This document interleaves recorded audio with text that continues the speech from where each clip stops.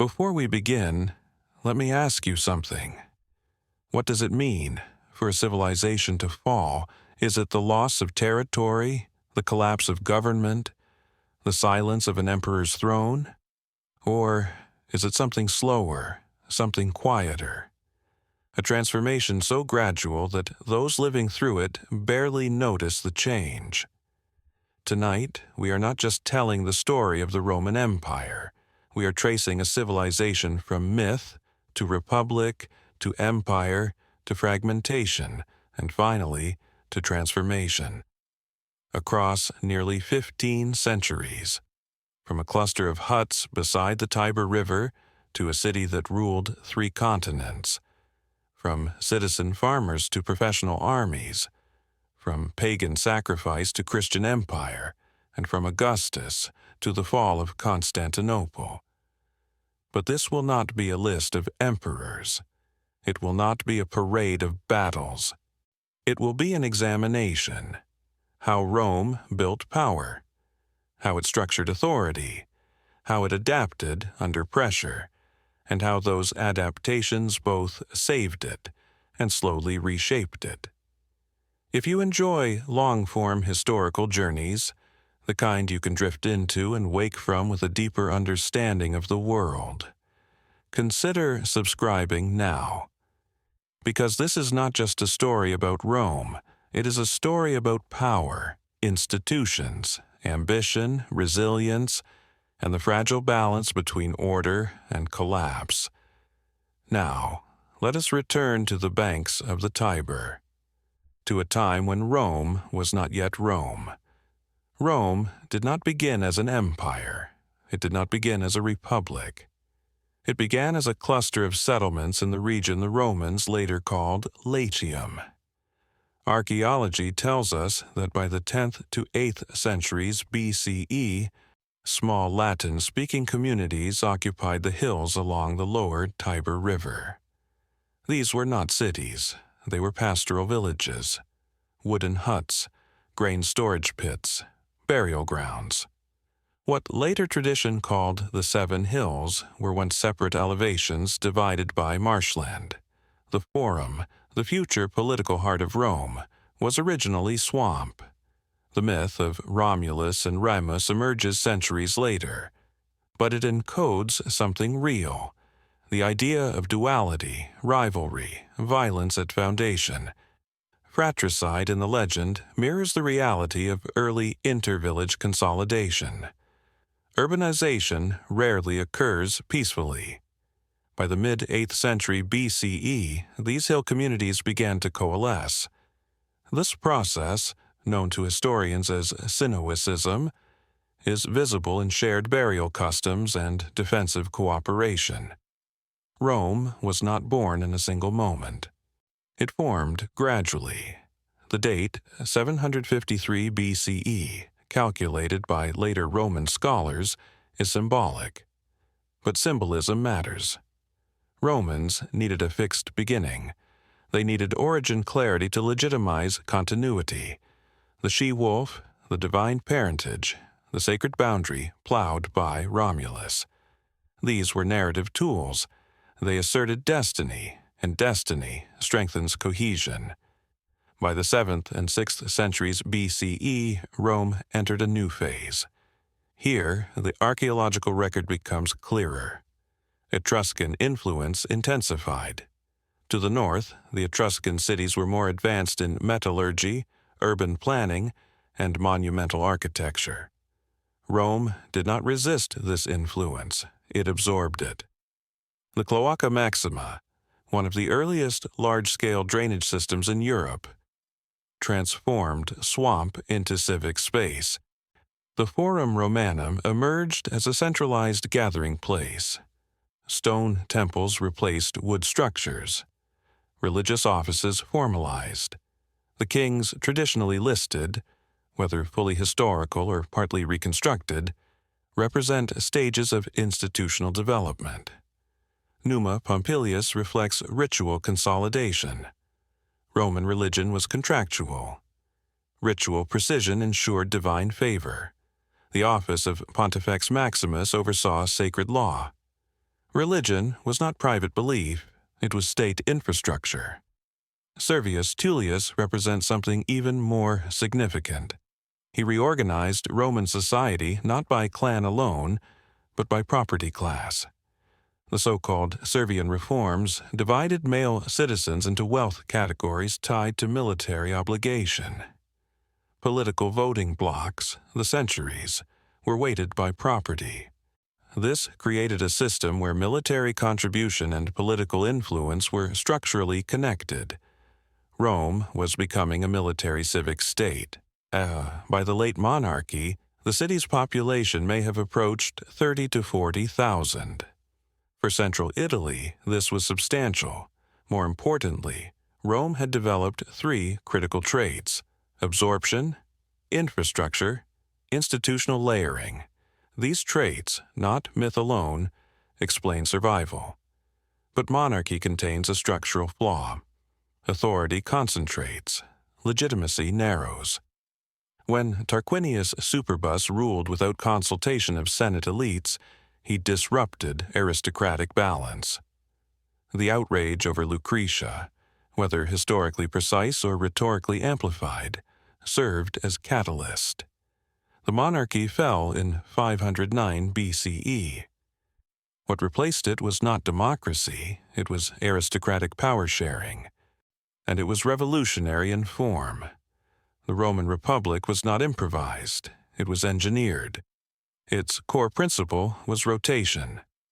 2 consuls replaced 1 king. Annual terms limited accumulation of power. Each consul possessed imperium, executive and military authority, but each could veto the other. Collegiality became safeguard. Behind them stood the Senate. Technically advisory, practically dominant. Its authority derived not from written constitution but from precedent. Mos maiorum, the custom of the ancestors. Rome functioned through tradition as much as law. Yet early republican Rome was not harmonious. Society divided into 2 broad orders: patricians, hereditary aristocrats claiming ancestral prestige; plebeians, the broader citizen body, including farmers, traders, artisans. Military service fell heavily on plebeians. Debt burdened them. Legal interpretation remained in patrician hands. Conflict was inevitable. In 494 BCE, plebeian soldiers withdrew to the Sacred Mount. This was not riot, it was strategic leverage. Rome's army ceased to function.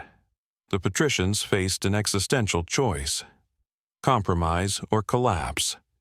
They created the office of tribune of the plebs. Tribunes were sacrosanct. Harm against them was religious crime. They possessed veto power over magistrates. This was constitutional innovation. Rather than suppress internal conflict, Rome institutionalized it. The 12 Tables, promulgated around 450 BCE, further stabilized society. Written law posted publicly limited aristocratic manipulation. The code was harsh by modern standards, but its transparency mattered. Over the next century, plebeians gained access to consulship, priesthoods, and legislative authority. The Licinian Sextian reforms opened the consulship to plebeians. Later, laws eliminated formal barriers. Rome did not abolish hierarchy. It integrated upward mobility. Political competition remained elite-driven, but elite status became more permeable. This adaptability distinguished Rome from many Greek city-states whose class conflicts often produced tyranny. Rome absorbed pressure. It did not fracture from it. By the early 4th century BCE, the Republic had survived. Monarchy, internal class struggle, regional warfare.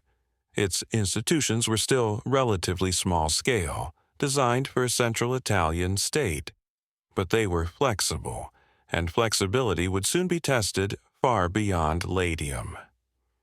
By the early 4th century BCE, Rome was no longer a fragile experiment. It was stable. Its institutions had survived monarchy. It had absorbed internal class conflict. Its army functioned. Its senate governed with confidence. But stability in central Italy did not mean security. Rome stood in a landscape of rivals. To the south, the Samnites, mountain peoples hardened by terrain and war. To the north, remnants of Etruscan power. Across the Apennines, independent Latin communities balanced cooperation and resistance. And beyond them all, the unpredictable movement of Celtic tribes. The Republic faced a structural dilemma. If it remained passive, it risked encirclement. If it expanded recklessly, it risked overextension. Rome chose a third path: integration. After defeating the Latin League in 338 BCE, Rome did not destroy its former allies. It reorganized them. Some communities received full Roman citizenship. Others were granted partial rights, civitas sine suffragio, citizenship without voting. Still, others remained allied state, bound by treaty. This layered citizenship system was revolutionary. Rome did not rule Italy as a distant overlord. It constructed a network. Allied communities retained local governance. They supplied troops. They shared in spoils. They gained access to Roman markets. In exchange, Rome controlled foreign policy and military command. This was not empire yet. It was federation under Roman leadership. The strength of this system was not territory. It was manpower. Unlike many Greek city-states whose armies were limited to citizen populations, Rome could draw soldiers from across the Italian peninsula. Latin allies, Campanian cavalry, Etruscan infantry. In times of crisis, Rome could mobilize forces that outnumbered any single rival. This manpower reservoir would become decisive. But manpower alone does not win wars. Organization matters. In this period, Rome's military formation evolved. The old phalanx system, inherited partly from Greek influence, proved rigid in Italy's varied terrain. Mountain warfare required flexibility. Gradually, Rome adopted the manipular legion. Instead of one dense block of infantry, the army was divided into smaller units, maniples, arranged in staggered formation. This allowed adaptability on uneven ground. Commanders could reinforce weak points, withdraw exhausted units, exploit openings. Military structure mirrored political structure. Distributed authority, flexible response, integrated hierarchy. Rome was becoming a war machine, but one grounded in civic obligation, yet expansion was not linear. In 390 BCE, a Gallic force defeated Roman troops at the river Allia. They marched into Rome itself. The city was sacked. Though the Capitoline Hill held, the psychological shock endured for generations. The memory of foreign occupation shaped Roman identity. From this trauma emerged a deeper commitment to fortification. The so-called Servian Wall encircled the expanded city. Military vigilance became cultural reflex. Rome would never again be caught unprepared. Throughout the 4th century BCE, Rome fought a series of conflicts that gradually extended its control across Latium and into Campania. But expansion was not pure aggression. Often, Rome intervened after allies requested assistance. Threats in Italy were rarely isolated. Local disputes escalated into regional wars. Each intervention tightened Rome's network. Defeated enemies were rarely annihilated. They were absorbed, sometimes harshly, often strategically. The Italian machine did not function through terror alone. It functioned through calculation. There was also infrastructure. Rome built roads. The Via Appia, begun in 312 BCE, linked Rome to Capua. Stone-paved. Engineered for durability, designed for rapid troop movement. Roads were military arteries, but they were also economic conduits. Trade flowed alongside legions. Communication accelerated. Administration extended. The Republic's reach was not only martial, it was logistical. By the late 4th century BCE, Rome controlled much of central Italy, but control did not mean peace. In the rugged highlands of Samnium, a formidable opponent remained. The Samnites were not urban elites, they were mobile, decentralized, adapted to mountain warfare. They would test Rome's system more severely than any Italian rival before. The Italian machine was built.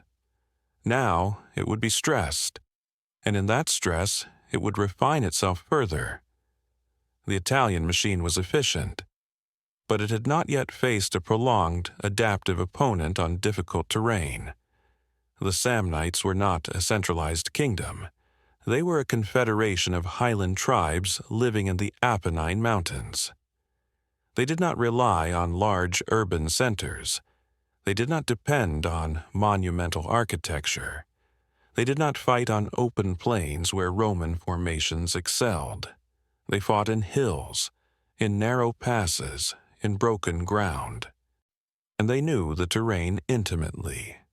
The First Samnite War, beginning in 343 BCE, was brief and limited. It exposed tension but not systemic weakness. The real test came later. The Second Samnite War, beginning in 326 BCE, would last more than 2 decades, and it would reveal how fragile Rome's momentum could be. In 321 BCE, Roman forces marched into a narrow defile near the Codin Forks. The Samnites had anticipated their route. The Roman army found itself trapped between blocked mountain passes. No maneuver, no formation advantage, no escape. The Samnites did not slaughter them, they humiliated them. Roman soldiers were forced to pass beneath a yoke, a symbolic submission. The army was released. But Rome's prestige suffered deeply. This moment matters, because many ancient states, after such humiliation, would negotiate peace or accept subordinate status. Rome did neither. It recalibrated. The defeat at the Caudine Forks was not merely tactical. It exposed structural rigidity. The traditional heavy phalanx proved poorly suited to mountain warfare. The manipular formation, already evolving, accelerated in refinement. The legion became more modular. 3 lines of infantry, hastati, principes, triarii, organized by age and experience, each unit capable of independent movement. Rotation in combat became systematic. Front ranks could withdraw through intervals without collapsing cohesion. The Roman army became flexible without sacrificing discipline. This was not innovation born of theory. It was adaptation under pressure. Yet military reform alone does not explain Roman recovery. The alliance network endured. After Caudium, Rome's Latin and Italian allies did not abandon it en masse. Why? Because Rome had structured integration around shared interest. Allies provided troops, but they also received protection and access to Roman markets. Defection carried risk. Loyalty carried reward. The Italian machine held. The Samnite Wars continued in cycles of advance and setback. Rome suffered defeats. It endured ambushes. But its manpower reserves allowed persistence. Where a smaller state might exhaust its citizen base, Rome raised new legions. Over years, attrition favored the Republic. By 304 BCE, the Samnites sued for peace. Yet, conflict reignited. The Third Samnite War brought a broader coalition against Rome. Samnites allied with Etruscans, Umbrians, and even Gallic tribes. The threat was no longer regional, it was systemic. If Rome lost here, its entire Italian network could unravel. In 295 BCE, at the Battle of Sentinum, Rome confronted this coalition. The fighting was fierce. One Roman consul, Publius Decius Mus, performed devotio, ritually sacrificing himself in battle to secure divine favor. Whether literal or later embellishment, the story reflects Roman mentality. War was civic duty, sacralized. Rome prevailed. Sentinum broke coordinated resistance. Over the following decade, Samnite power declined decisively. By 290 BCE, central Italy was effectively Roman-dominated. But something deeper had happened. The Samnite crucible did not merely expand territory. It hardened institutional reflexes. Rome learned that defeat was survivable. Humiliation was reversible. What mattered was continuity. Continuity of manpower. Continuity of command. Continuity of political cohesion. The Republic proved capable of absorbing shock without structural collapse. This resilience would define it in far greater conflicts to come. Infrastructure expanded alongside conquest. Colonies were planted in strategic locations. Veterans settled in contested zones. Roads extended deeper into Italy. These were not symbolic gestures. They were mechanisms of control. Rome was stitching the peninsula together with military roads and legal bonds. Italy was becoming Roman, not through uniformity, but through layered obligation. By the early 3rd century BCE, Rome controlled nearly the entire peninsula south of the Po River. It had defeated highland confederations. It had absorbed urban rivals. It had withstood humiliation and coalition warfare. The Italian machine was no longer experimental. It was dominant. But dominance carries consequence. As Rome's influence reached into the wealthy Greek cities of southern Italy, Magna Graecia, a new kind of opponent would emerge. One not tribal, not decentralized, but royal, professional. Backed by elephants and Hellenistic military science, Rome had mastered Italy. The Mediterranean world was waiting. By the early 3rd century BCE, Rome had mastered Italy.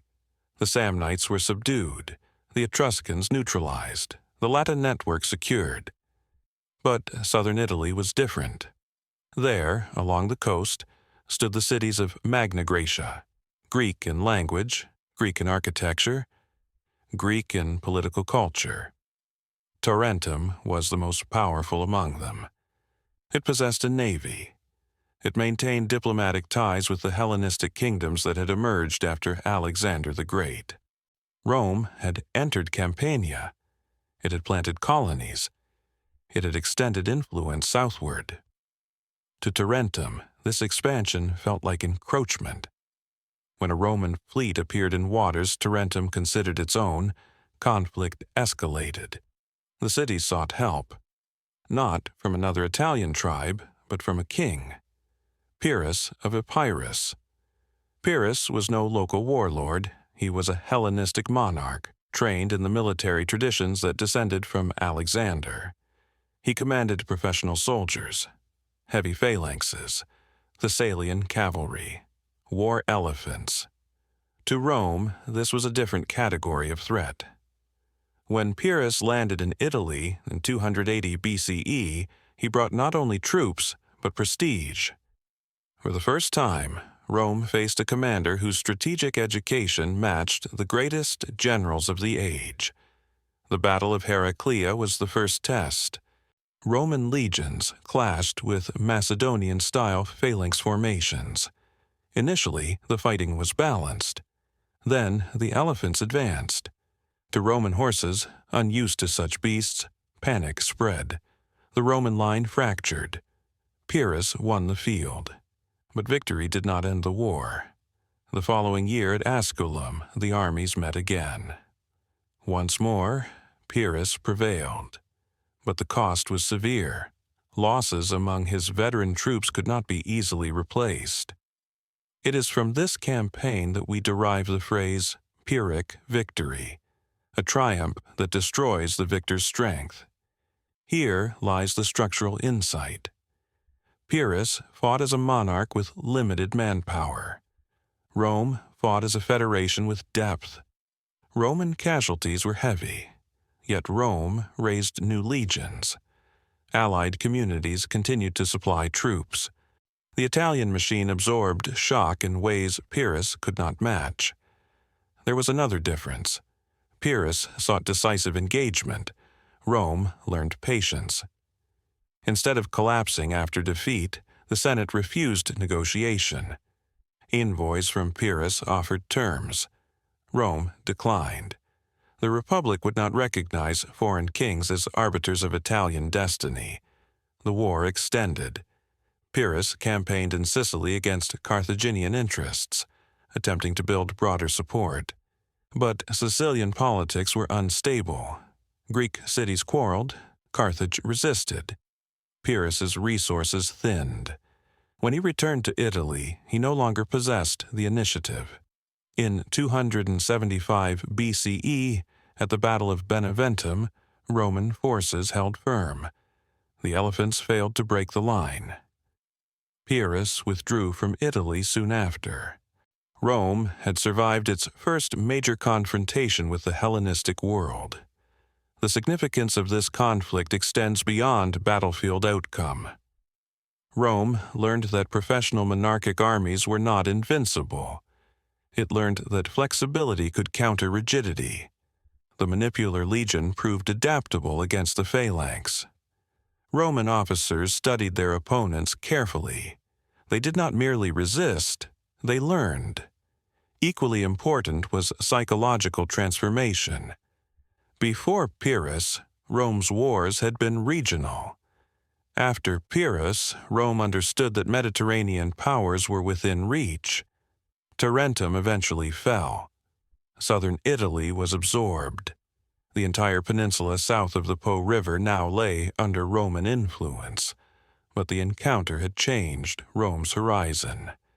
It had tasted the scale of the wider world. And it had proven that its system, alliances, manpower, flexible legions, could survive confrontation with established monarchies. Yet Pyrrhus was not Rome's greatest rival. His campaign revealed something else. Sicily. During his Sicilian expedition, Rome observed the strategic importance of the island. Sicily was crossroads of the Mediterranean, grain-rich, commercially vital, contested between Greek cities and a powerful maritime empire, Carthage. For generations, Carthage had dominated Western Mediterranean trade. Its navy was formidable, its wealth immense. While Rome had perfected land warfare, it had almost no naval experience. The clash between these two systems was inevitable. Rome's expansion southward brought it to the edge of Sicilian politics. When a local dispute between mercenaries in Messana drew both Carthage and Rome into conflict in 264 BCE, the First Punic War began.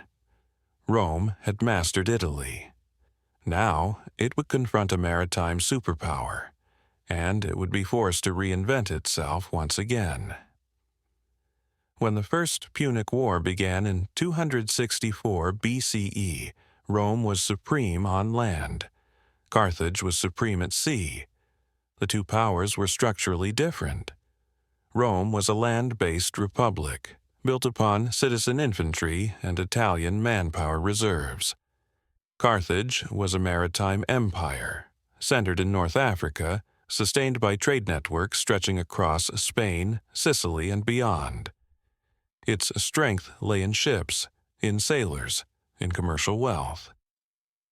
For generations, Carthage had dominated the Western Mediterranean.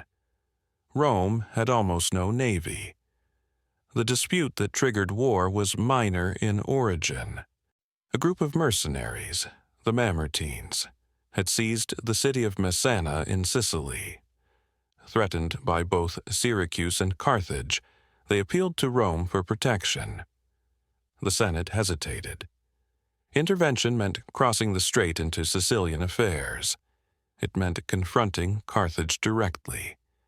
Yet to refuse risked allowing a rival to control the gateway between Italy and the island. Rome chose intervention. The decision was cautious. The consequences were not. At first, Rome fought as it always had, with legions. It secured footholds in Sicily. It defeated Carthaginian forces on land. But the island could not be controlled without naval superiority. And at sea, Rome was outmatched. Carthaginian ships were sleek, their crews experienced, their admirals seasoned. Rome faced a structural gap. It could not win the war with its existing strengths, so it did something characteristic. It learned. According to tradition, a captured Carthaginian kinkareem was hauled ashore. Roman engineers dismantled it, studied its proportions, copied its design. Within months, Rome began constructing fleets at extraordinary speed. This alone was remarkable. But shipbuilding was not enough. Naval combat required skill, maneuvering, ramming, coordinated rowing. Rome's crews lacked experience. So Rome transformed naval warfare into land warfare. It developed the corvus, a boarding bridge fitted with a spike. When Roman ships closed with an enemy vessel, the corvus would drop, locking the ships together. Instead of maneuver duels at sea, the battle became infantry combat on floating platforms.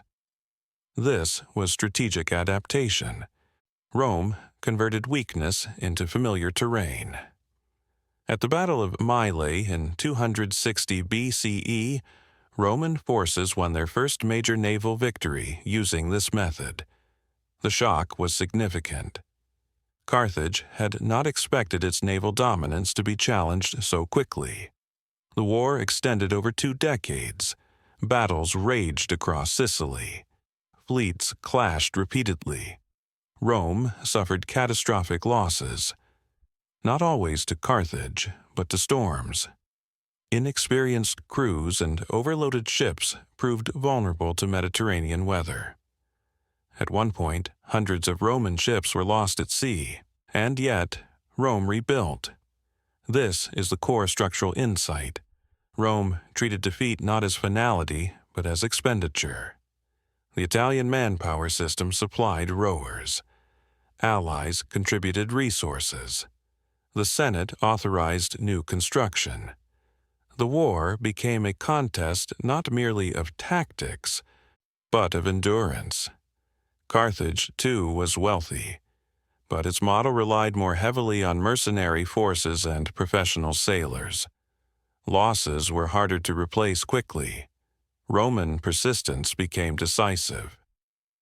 In 241 BCE, after a final decisive naval engagement at the Battle of the Agates Islands, Carthage sued for peace. It ceded Sicily. It paid indemnities. For the first time, Rome acquired territory outside the Italian peninsula. Sicily became its first province. The Republic had crossed a threshold. This transition mattered more than the victory itself. Governance beyond Italy required new mechanisms. Provincial administration did not operate through the alliance model. Instead, former magistrates were assigned as governors. They collected taxes, maintained order, oversaw local elites. Rome had entered imperial practice. Not yet empire in title, but in function. The First Punic War also reshaped identity. Rome was no longer a purely land-based power. It had become a naval competitor. Shipyards expanded. Maritime trade increased. Strategic thinking widened. The Mediterranean was no longer distant water. It was contested space. But peace with Carthage did not mean stability. Humiliated and financially strained, Carthage turned westward to Spain. There, under the leadership of Hamilcar Barca and later his son Hannibal, it rebuilt strength. Rome watched cautiously. The structural rivalry had not ended, it had merely paused. Meanwhile, Rome continued consolidating control in Sardinia and Corsica, territories acquired during Carthage's internal unrest. Resentment deepened. The balance between the two powers grew increasingly fragile. The First Punic War had proven that Rome could adapt beyond its original design. It had built fleets from nothing. It had sustained 23 years of war. It had defeated a maritime superpower. But victory had consequences. Long wars required prolonged command. Prolonged command elevated generals. Spoils enriched elites. The Republic's scale was expanding faster than its constitutional imagination. The collision with Carthage had only begun. The next war would not be fought primarily in Sicily. It would be fought in Italy itself, and it would test Rome more severely than any conflict before. When the Second Punic War began in 218 BCE, Rome did not expect invasion. It expected dispute. Hannibal, son of Hamilcar Barca, had rebuilt Carthaginian power in Spain. Silver mines funded armies. Local tribes supplied manpower. Carthage regained confidence. When Rome intervened diplomatically over the city of Saguntum, an Iberian ally, tension escalated into war. But Rome assumed that the coming conflict would resemble the first.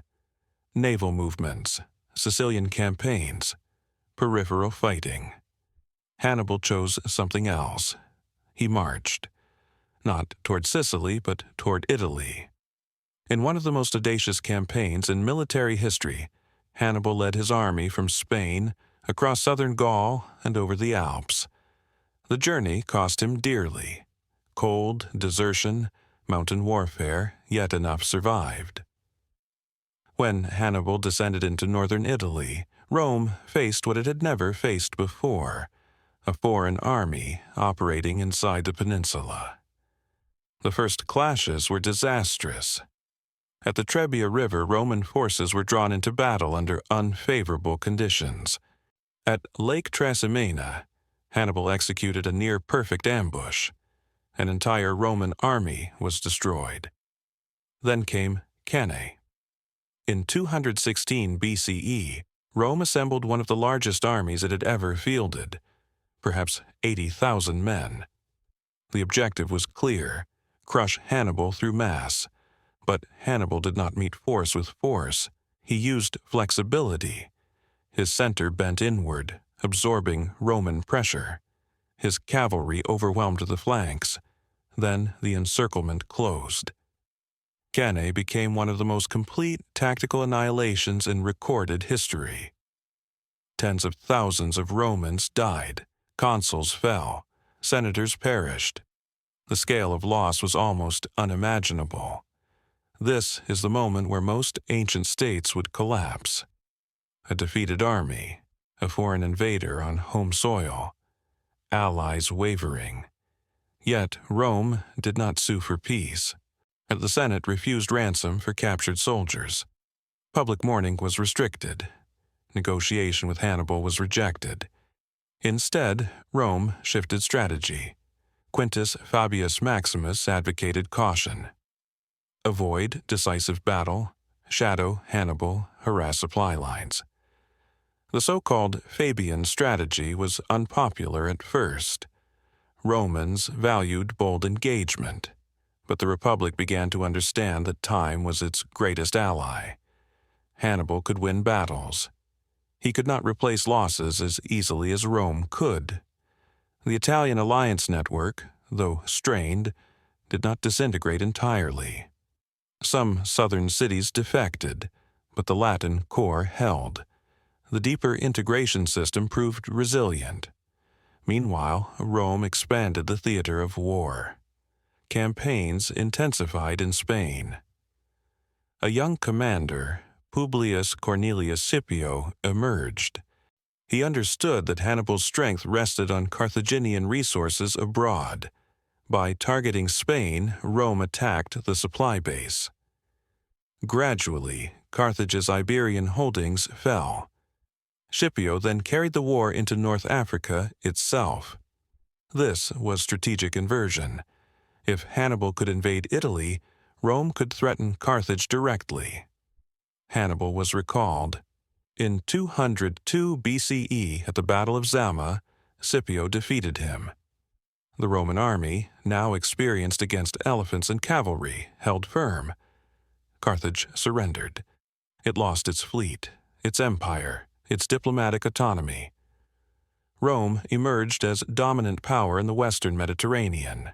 Yet survival came at cost. The Second Punic War transformed Roman society. Extended military command increased the authority of generals. Armies fought far from home for longer periods. Spoils enriched elite families. Slave numbers increased dramatically. Agricultural patterns shifted. Small farmers, absent for years, returned to debt and displacement. Victory accelerated inequality. The war had proven that Rome's system could withstand maximum stress. Manpower depth, institutional continuity, refusal to surrender. These were decisive. But the very mechanisms that ensured survival also intensified concentration of power. The Republic was still intact. Consuls were elected annually. The Senate deliberated. Assemblies met. Yet beneath the surface, scale had changed. Rome was no longer a regional hegemon. It was a Mediterranean superpower, and superpowers carry burdens. Hannibal had failed to break Rome externally, but the war he waged would echo internally for generations. The Italian machine had endured invasion. Now Rome faced a different challenge, not survival, but management of victory. And that burden would prove far more complex than defeating an enemy at the gates. When Carthage fell in 201 BCE, Rome was not yet at peace. It was merely unchallenged in the west. The eastern Mediterranean still contained kingdoms born from Alexander's empire: Macedon, the Seleucid realm, independent Greek city-states. At first, Rome intervened cautiously. It framed its actions as a protection of allies.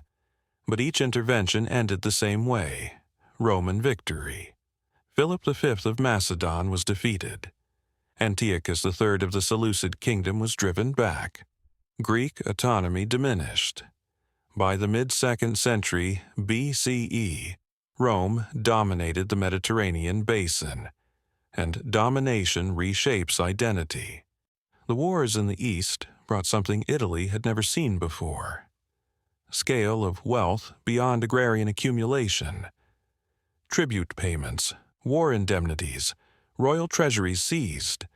Art flooded Rome: statues, tapestries, libraries. Greek tutors instructed Roman elites.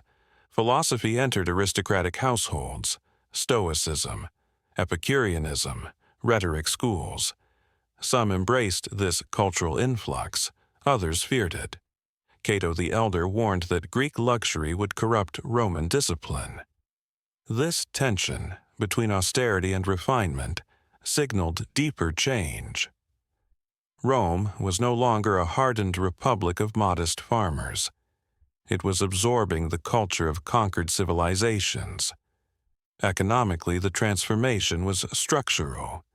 The republic had been built on citizen landholders. Military service required property ownership.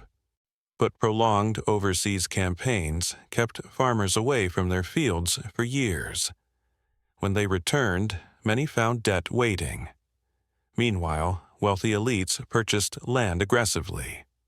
Large estates, latifundia, expanded. These estates relied heavily on slave labor, and slaves were abundant. Eastern wars supplied tens of thousands. Cheap labor reshaped agriculture. Smallholders struggled to compete. Many sold their land. They migrated toward Rome. The capital swelled. Urban dependency increased. The alliance system still functioned.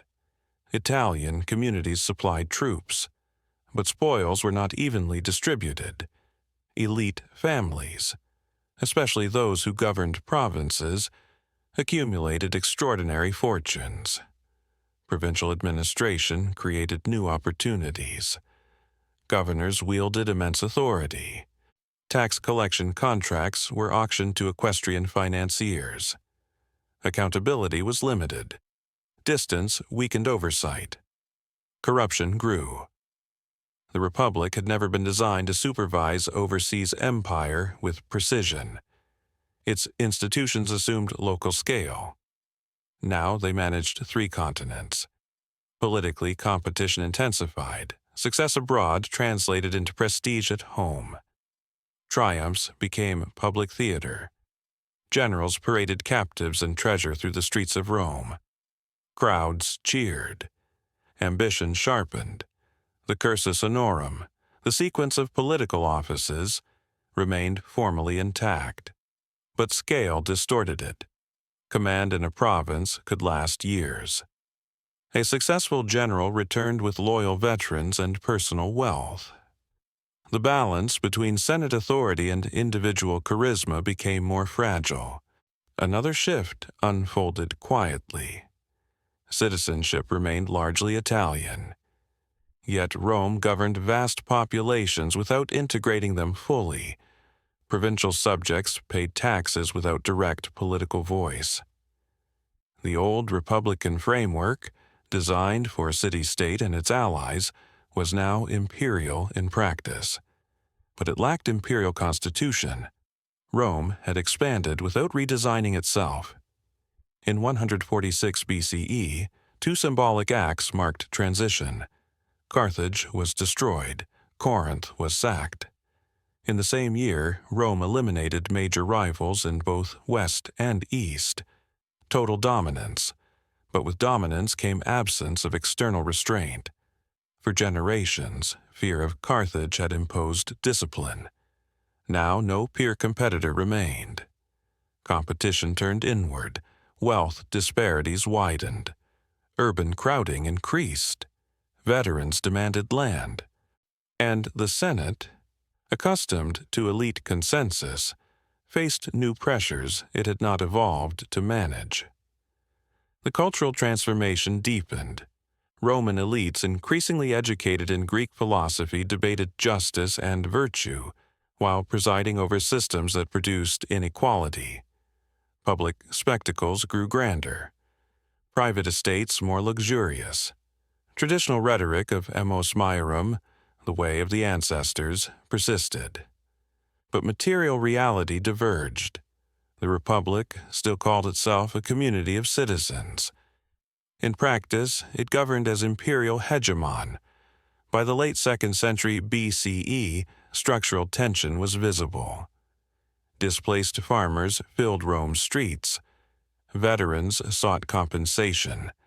Allied Italians contributed soldiers yet lacked full political equality. The system had survived Hannibal. It had mastered the Mediterranean. Now it faced a more subtle crisis: distribution. Who benefits from empire? Who bears its costs?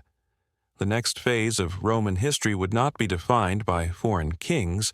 It would be defined by reformers and by resistance.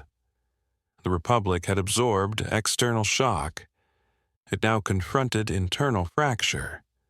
The stage was set for the Gracchi. By the late 2nd century BCE, the imbalance was visible. Rome was wealthy, Rome was dominant, Rome was unstable. The Italian countryside had changed. Small farmers, once the backbone of the Republic, were disappearing. Large estates expanded. Slave labor replaced citizen cultivation. And in Rome itself, crowds gathered daily in the Forum, seeking opportunity in a city that offered spectacle more reliably than livelihood. Into this environment stepped Tiberius Sempronius Gracchus. He was no outsider. He belonged to one of Rome's respected families, educated, politically connected, aware of tradition. But he had seen something troubling. While serving in Spain, he had observed how depopulated parts of Italy had become. Land once worked by citizen soldiers lay in the hands of a few, and those few often exceeded legal limits on public landholdings. Tiberius did not propose revolution, he proposed enforcement. In 133 BCE, as tribune of the plebs, Tiberius introduced legislation to redistribute excess public land. The land would not be confiscated outright. Compensation would be offered. The goal was restoration, to rebuild a class of small landholders capable of military service. It was, in essence, a structural correction. But reform touches privilege. The Senate resisted. Procedural obstruction followed. Tiberius responded by bypassing traditional Senate consultation and appealing directly to the popular assembly. This was unprecedented at this scale. It signaled a shift. Political conflict moved from negotiation among elites to mobilization of mass support. Tension escalated. When Tiberius sought re-election as tribune, arguing that reform required continuity, his opponents interpreted the move as a threat to Republican rotation. Violence erupted. In a chaotic confrontation on the Capitoline Hill, Tiberius and hundreds of his supporters were clubbed to death. Their bodies were thrown into the Tiber. For the first time in centuries, political blood had been spilled within the city. The Republic had crossed a threshold. The land commission Tiberius created continued briefly, but resistance persisted. A decade later, his younger brother, Gaius Gracchus, entered the political arena. If Tiberius had been focused on land, Gaius expanded the reform agenda. He addressed grain supply, proposing subsidized grain for urban citizens. He sought to restructure juries by transferring some judicial authority from senators to equestrians. He supported extension of the citizenship to Italian allies. His reforms were broader, more ambitious, more threatening to established hierarchies. Gaius was an orator of unusual skill. He could move crowds. He understood that the Republic's structure was under strain. But again, institutional compromise failed.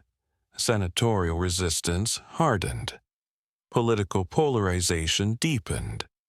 When confrontation escalated in 121 BCE, the Senate issued a Senatus Consultum Ultimum, an emergency decree authorizing magistrates to protect the state by any means necessary. It was an extraordinary measure. Gaius and his supporters were hunted down. Thousands died. The reform movement was crushed. What had begun as land policy had revealed something deeper. The Republic lacked mechanisms to absorb sustained reform pressure at imperial scale. Earlier conflicts, the conflict of the orders, had been resolved through institutional innovation. Tribunes were created. Access expanded. But now the stakes were larger. Wealth disparities were greater. Provincial revenues distorted incentives.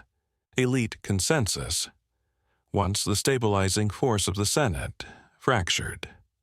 The Gracchi did not overthrow the Republic, but they normalized political violence. They demonstrated that mass mobilization could bypass traditional elite negotiation, and they exposed the Senate's willingness to use lethal force against citizens in the name of order. There was another structural consequence. Military recruitment increasingly suffered. As small landholders declined, the traditional property qualification for service narrowed the eligible pool. Rome still required legions. It still governed provinces. But its demographic base was shifting. this tension would soon find expression in a new figure, Gaius Marius, a man who would reform the army in ways that seemed practical, even necessary. But reforms of the military would alter the balance between state and soldier. The Gracchi had revealed economic fracture. The next phase would militarize politics itself. The Republic had survived reform attempts. It had suppressed dissent, but suppression is not solution. Beneath surface stability, ambition sharpened. Inequality persisted, and Rome moved steadily toward an era where generals, not tribunes, would dominate the stage. The Republic had suppressed reform, but it had not solved imbalance. Land concentration continued. Urban crowds expanded. Provincial governance enriched elites. And the army, the foundation of Roman power, faced a quiet problem. Recruitment. Traditional Roman military service required property ownership. The soldier was expected to supply his own equipment. But as small landholders declined, the eligible pool narrowed. Rome still required legions. It still governed distant provinces. It still faced threats in North Africa and beyond. The old model was straining. Into this moment stepped Gaius Marius. Marius was not from the highest aristocracy. He was a novus homo, a new man, the first in his family to reach the consulship. He rose through military competence rather than ancestral prestige. His early career gained distinction in North Africa during the war against Jugurtha, king of Numidia. Jugurtha had exploited Roman corruption, bribing senators and prolonging conflict. Public frustration grew. Marius positioned himself as reformer and soldier. He secured the consulship in 107 BCE and took command in Africa. Jugurtha was eventually defeated, captured through a complex alliance involving a young nobleman named Sulla. But the greater transformation was institutional. Facing manpower shortages, Marius altered recruitment standards. He removed the strict property qualification. The landless poor, the caput sensi, could now enlist. The state supplied equipment. The legion became a professional force. At first glance, this was pragmatic reform. Rome needed soldiers. The poor needed opportunity. Military service offered pay, plunder, and, crucially, the promise of land upon discharge. But structural consequences followed. Previously, the Roman soldier was a landholder who returned home after seasonal campaigns. His primary loyalty remained to the Republic and his farm. Now, long-service soldiers depended on their commander for reward. Generals increasingly promised land to veterans upon retirement. Land distribution required political action. Thus, soldiers' futures became tied not merely to the state, but to specific leaders. Marius also reorganized the legion structure. The manipular system evolved into a cohort-based formation. Cohorts were larger tactical units, more standardized, easier to command in fluid battle. The army's internal flexibility improved. Training intensified. Standardization increased. The legion became a highly disciplined professional instrument. In campaigns against the Cimbri and Teutones, migratory Germanic tribes that had inflicted severe defeats on Roman forces, Marius demonstrated the effectiveness of this new army. In a series of decisive engagements between 102 and 101 BCE, Roman legions crushed the invaders. The Republic was saved from potential northern disaster. Marius was hailed as the third founder of Rome. But a claim has weight. Marius was elected consul an unprecedented 7 times. Extraordinary command became normalized. The old principle of annual rotation was bending. The army now functioned year-round. Campaigns extended across provinces. Veterans expected compensation. Land distribution required legislation. Political debate grew more militarized. The Gracchi had mobilized mass politics. Marius mobilized military loyalty. The Senate struggled to retain equilibrium. Another tension emerged within the elite itself.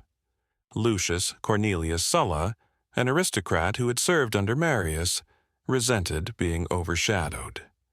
Rivalry intensified. In 88 BCE, a dispute over command against King Mithridates of Pontus sparked crisis. The Senate awarded the command to Sulla, but a popular assembly, influenced by Marius's allies, transferred it to Marius. This was unprecedented.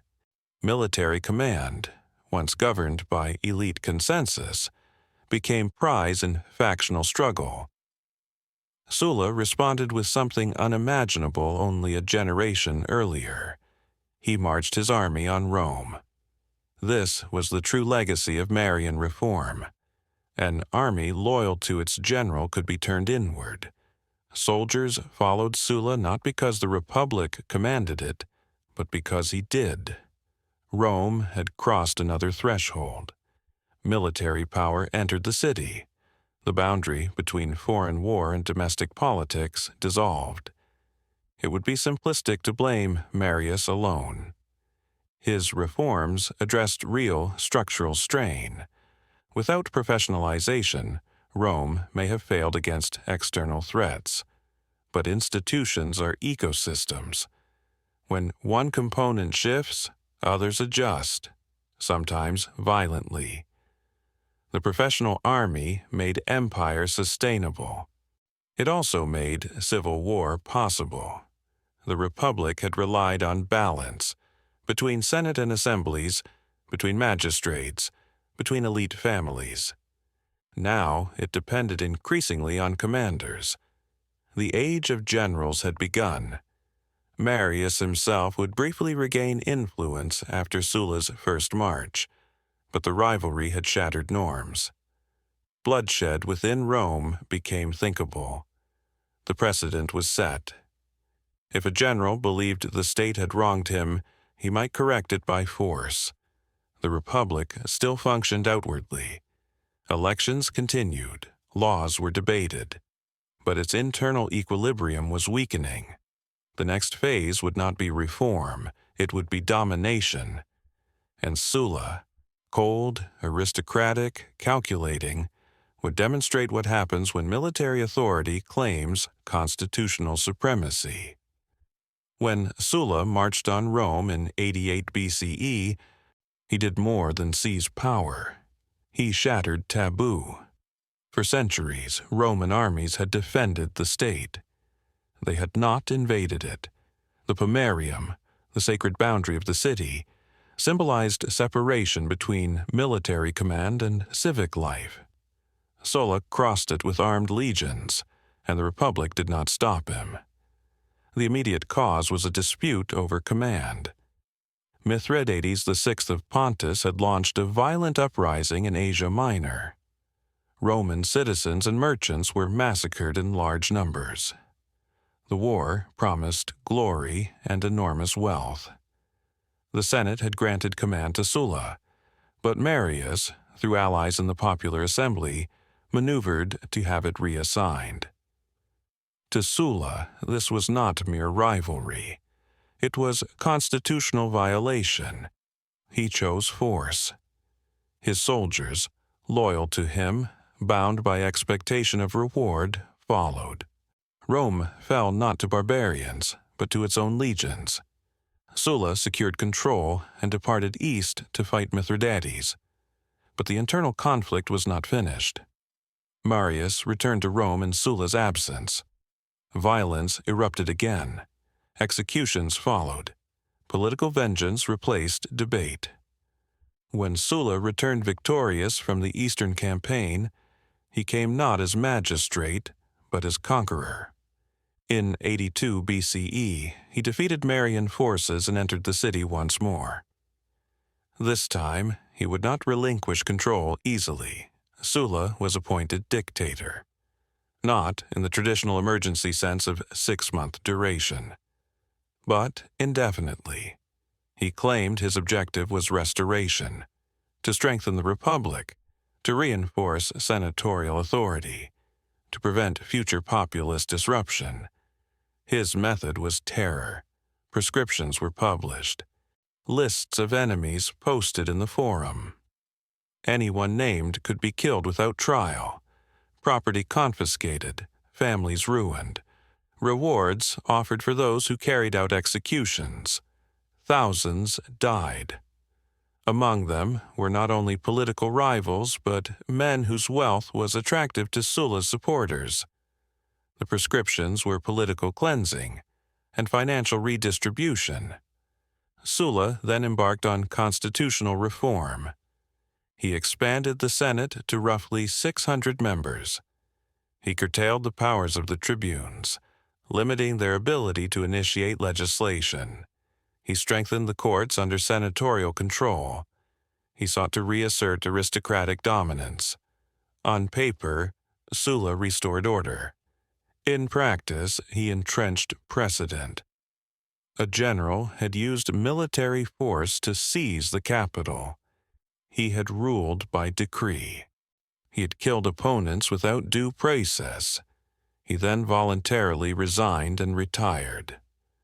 This resignation is often cited as proof that Sulla was not tyrant, but the damage was structural. He demonstrated that the republic could be suspended, that violence could be legalized, that constitutional norms could be overridden by armed authority. The taboo was broken. It would not be repaired. There was another consequence. Young men who survived the prescriptions learned lessons. One of them was Julius Caesar, whose family connections to the Marian faction nearly cost him his life. He observed. He adapted. Another was Pompey, a rising general who had supported Sulla and gained rapid advancement. Sulla's civil war created a generation accustomed to political violence. It normalized military intervention in governance. Even after his retirement and death, the Republic did not revert to earlier stability. Elite competition intensified, ambition sharpened. Wealth from provinces continued to distort politics. The Senate, though numerically expanded, was less cohesive. Authority was fragile. Pompey the Great rose quickly after Sulla's era. Granted extraordinary commands against pirates and in the eastern Mediterranean, he accumulated prestige on a scale previously unseen. The Senate relied on him while simultaneously fearing him. Meanwhile, a charismatic and indebted nobleman, Julius Caesar, climbed the cursus honorum. He cultivated popular support. He borrowed heavily. He sought military command to secure both glory and financial relief. By the 60s BCE, Rome's political landscape had shifted again. 3 powerful figures, Pompey, Crassus, and Caesar, formed an informal alliance, the first triumvirate. It was not official office, it was private coordination among the most powerful men in the Republic. This alone signaled decline. Policy was no longer shaped through collective senatorial deliberation. It was negotiated among dominant personalities. The Republic still had elections, still had magistrates, still had laws, but power increasingly resided in individuals who commanded armies and wealth. Sulla had intended to restore senatorial supremacy. Instead, he demonstrated how easily the system could be seized. Marius had professionalized the army. Sulla had weaponized it politically. The Republic remained standing, but its foundations were cracked. The next confrontation would not be brief. It would involve ambition on a scale even Sulla had not imagined. And when Julius Caesar stood at the banks of a small river called the Rubicon, The precedent had already been written. The path from reform to civil war had been paved step by step. The Republic was entering its final century. When Augustus died in the year 14 of our era, he did not simply leave behind an empire, he left behind a system. For the first time in Roman history, power was not resting on the charisma of a single general, nor on the fragile balance of rival aristocrats. It rested on structure, and that structure held for nearly 2 centuries. But Roman peace was not the absence of war. It was the management of force, carefully organized, carefully distributed, carefully restrained. At its height, the Roman Empire governed perhaps 70 million people. From the mist-covered hills of Britain to the deserts of Syria, from the Rhine to the sands of North Africa. And it did so without railroads, without telegraphs, without modern bureaucracies. What made that possible? 3 foundations. A professional standing army, permanently stationed at the frontiers. A predictable system of taxation and provincial administration. And a political culture that concealed monarchy behind republican memory. The army was no longer a roaming instrument of conquest. It became a shield. Legions stood guard along the Rhine, along the Danube, along the Euphrates. Rivers became boundaries, and boundaries became policy. Rome had shifted from expansion to preservation. That change was psychological. For centuries, Rome had defined itself by conquest. Now it defined itself by stability. Inside the provinces, governance evolved. Earlier, Roman governors had often treated territories as temporary assignments. Under the empire, provinces became integrated components of a long-term structure. Local elites were not destroyed, they were absorbed. They were invited to serve, to learn Latin, to adopt Roman customs, to send their sons into the army, and eventually to enter the Senate itself. This was not equality, but it was inclusion, and inclusion is more durable than fear. The Pax Romana was visible.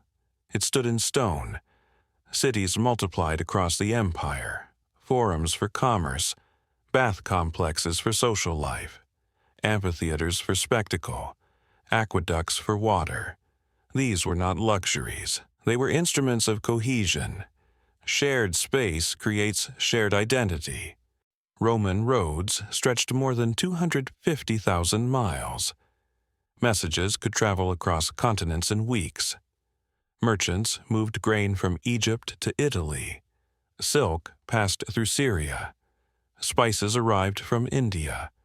The empire became an interconnected system, an ecosystem. And like any ecosystem, it depended on balance. The emperors of this era understood something subtle. They must appear powerful, but not tyrannical, generous, but not reckless, sacred, but not distant. Tiberius ruled cautiously. Claudius strengthened administration. Vespasian restored finances. Then came the adoptive emperors, Nerva, Trajan, Hadrian, Antoninus Pius, Marcus Aurelius. Their success was not accidental. They inherited a functioning machine, and they respected it. Adoption, rather than birth, determined succession. Competence mattered. For a time, merit and power aligned. History rarely sustains that alignment for long. Even during this golden age, strains were visible. Frontiers demanded constant vigilance. The army consumed enormous resources. Taxation had to remain steady, and succession always carried risk. Under Marcus Aurelius, pressure intensified. Germanic tribes pushed harder along the Danube. The Antonine Plague swept across the empire. Population declined, manpower thinned, revenue tightened. Marcus endured these pressures with discipline. But when he died in the year 180, the principle of adoption ended. His biological son, Commodus, inherited the throne, The structure still stood, but stewardship weakened. From the outside, Rome seemed eternal. Its monuments were massive, its roads indestructible, its frontiers guarded by disciplined legions. But internally, stability required constant maintenance. The Pax Romana did not eliminate crisis. It absorbed it.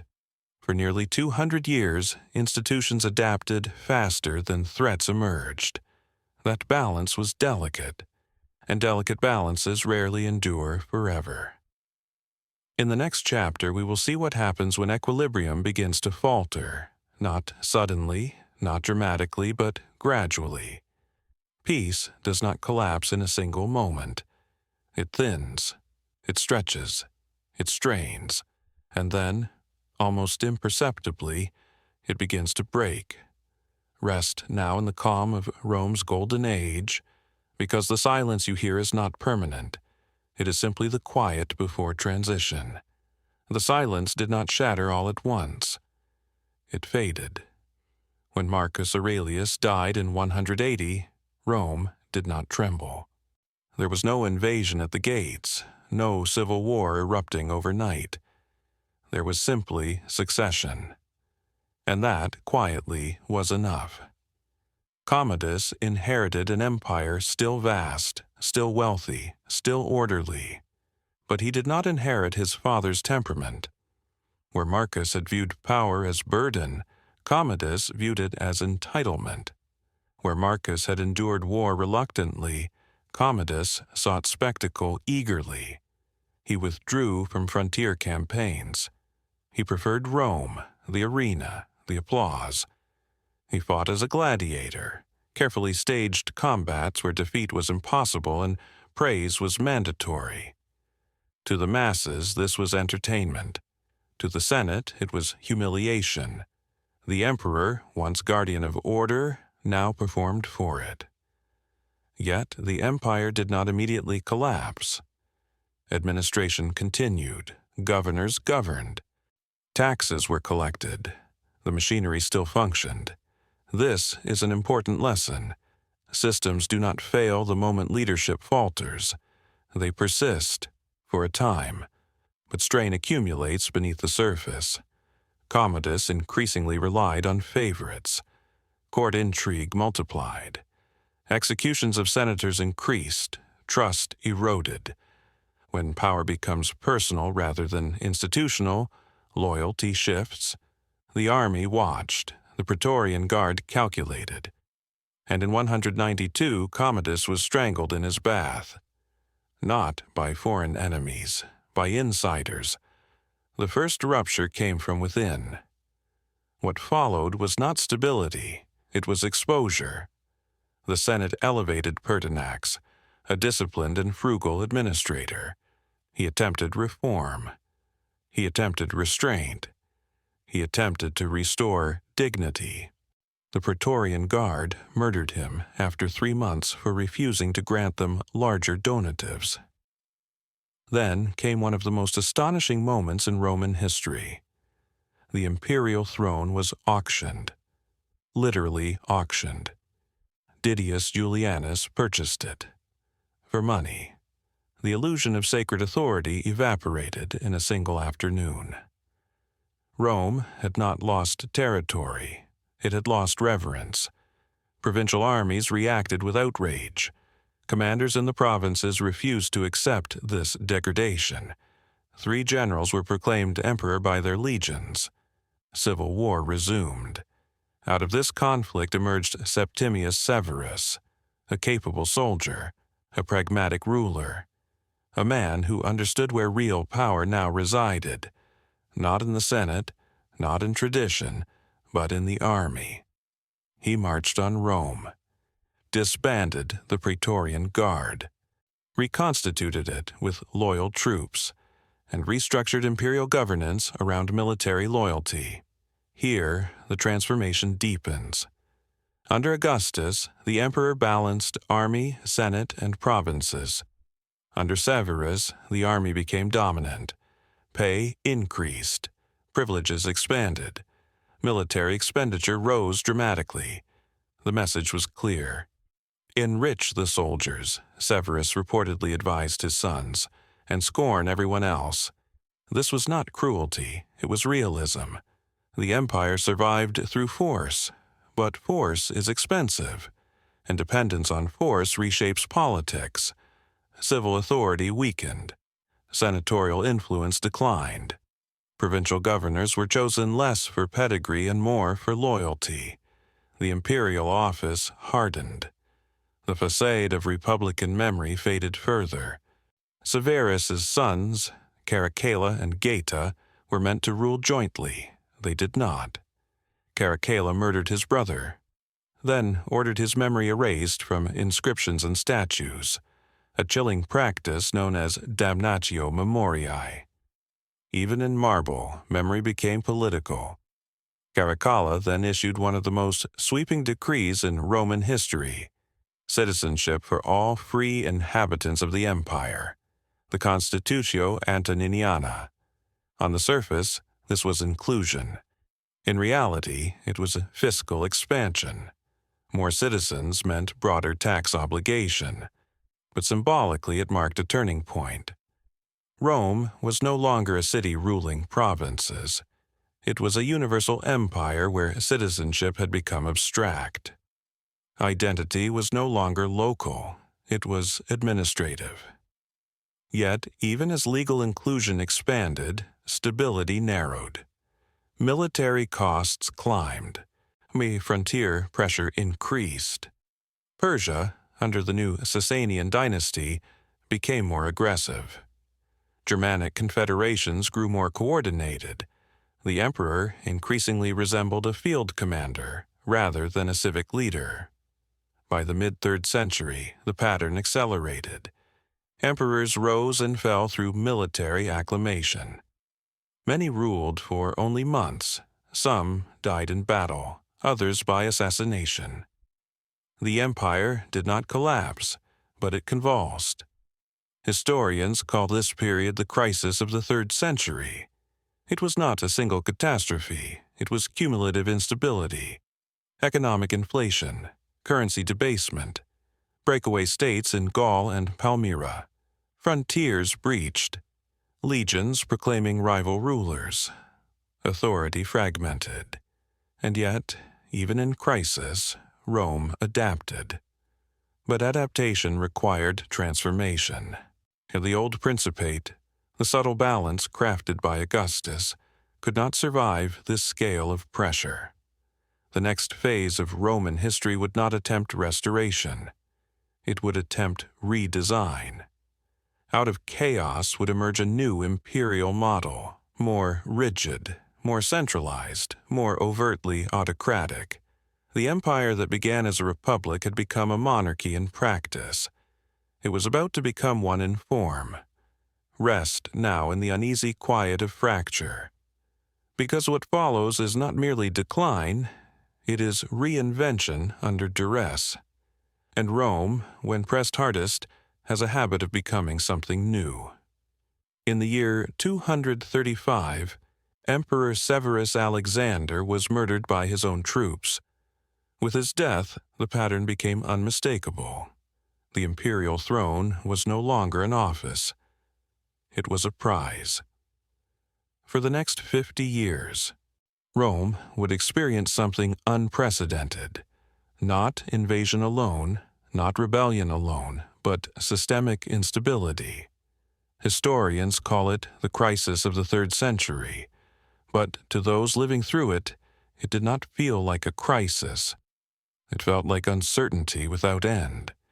Between 235 and 284, more than 20 emperors would rise and fall, most proclaimed by their legions, most dying violently. Authority no longer flowed from Rome. It flowed from the frontier. The Rhine legions could declare an emperor. So could the Danube. So could the eastern armies. The center was no longer decisive. The periphery was. And that inversion changed everything. External pressure intensified. Germanic confederations were no longer scattered tribes. They were larger coalitions. more coordinated, more mobile. In the east, the Sasanian Persian Empire replaced the older Parthian state. Unlike their predecessors, the Sasanians were centralized, ideologically assertive, militarily aggressive. In 260, Emperor Valerian was captured alive by the Persian king Shapur I, a Roman emperor, taken prisoner. It was a humiliation unimaginable in earlier centuries. The psychological effect was profound. Rome no longer appeared invincible, but internal fracture was equally dangerous. As central authority weakened, regional commanders acted independently. In the west, the Gallic Empire emerged, encompassing Gaul, Britain, and parts of Spain. In the east, the city of Palmyra, under Queen Zenobia, established effective control over Syria, Egypt, and beyond. These were not barbarian kingdoms. They were Roman breakaway states. Administratively Roman, militarily Roman, but politically separate. The empire had not fallen, it had fragmented. Economic strain compounded instability. To pay troops in an era of constant campaigning, emperors debased the currency. Silver content declined, inflation accelerated, confidence in coinage eroded, trade contracted, urban centers shrank, tax collection became inconsistent, the army demanded more, the treasury provided less, and the cycle tightened. This was not mere recession, it was structural exhaustion. Yet, and this is critical, the empire did not disappear, it adapted. Local elites maintained order where they could. Frontier commanders stabilized regions temporarily, and eventually leaders emerged capable of restoration. Claudius II defeated Gothic forces in the Balkans. Aurelian, often called restorer of the world, reunified the breakaway provinces. He defeated Zenobia. He reclaimed the Gallic territories. He built new defensive walls around Rome itself. The Aurelian walls still stand today, thicker, higher, more urgent. They symbolize a shift in mindset. Rome no longer assumed security. It fortified survival. But restoration required more than battlefield victory. It required redesign. The old Augustan model, subtle monarchy disguised as republic, could not manage this scale of volatility. The emperor could no longer pretend to be first among equals. He had to become something else, more visible, more authoritative, more distant. By the time Diocletian emerged in 284, the transformation was ready. He did not inherit stability, he inherited lessons. That a single ruler could not manage all frontiers, that succession must be structured, that military command must be separated from civil governance, that taxation must be standardized, that imperial authority must be unmistakable. The crisis had revealed not the weakness of Rome's people, nor the fragility of its culture.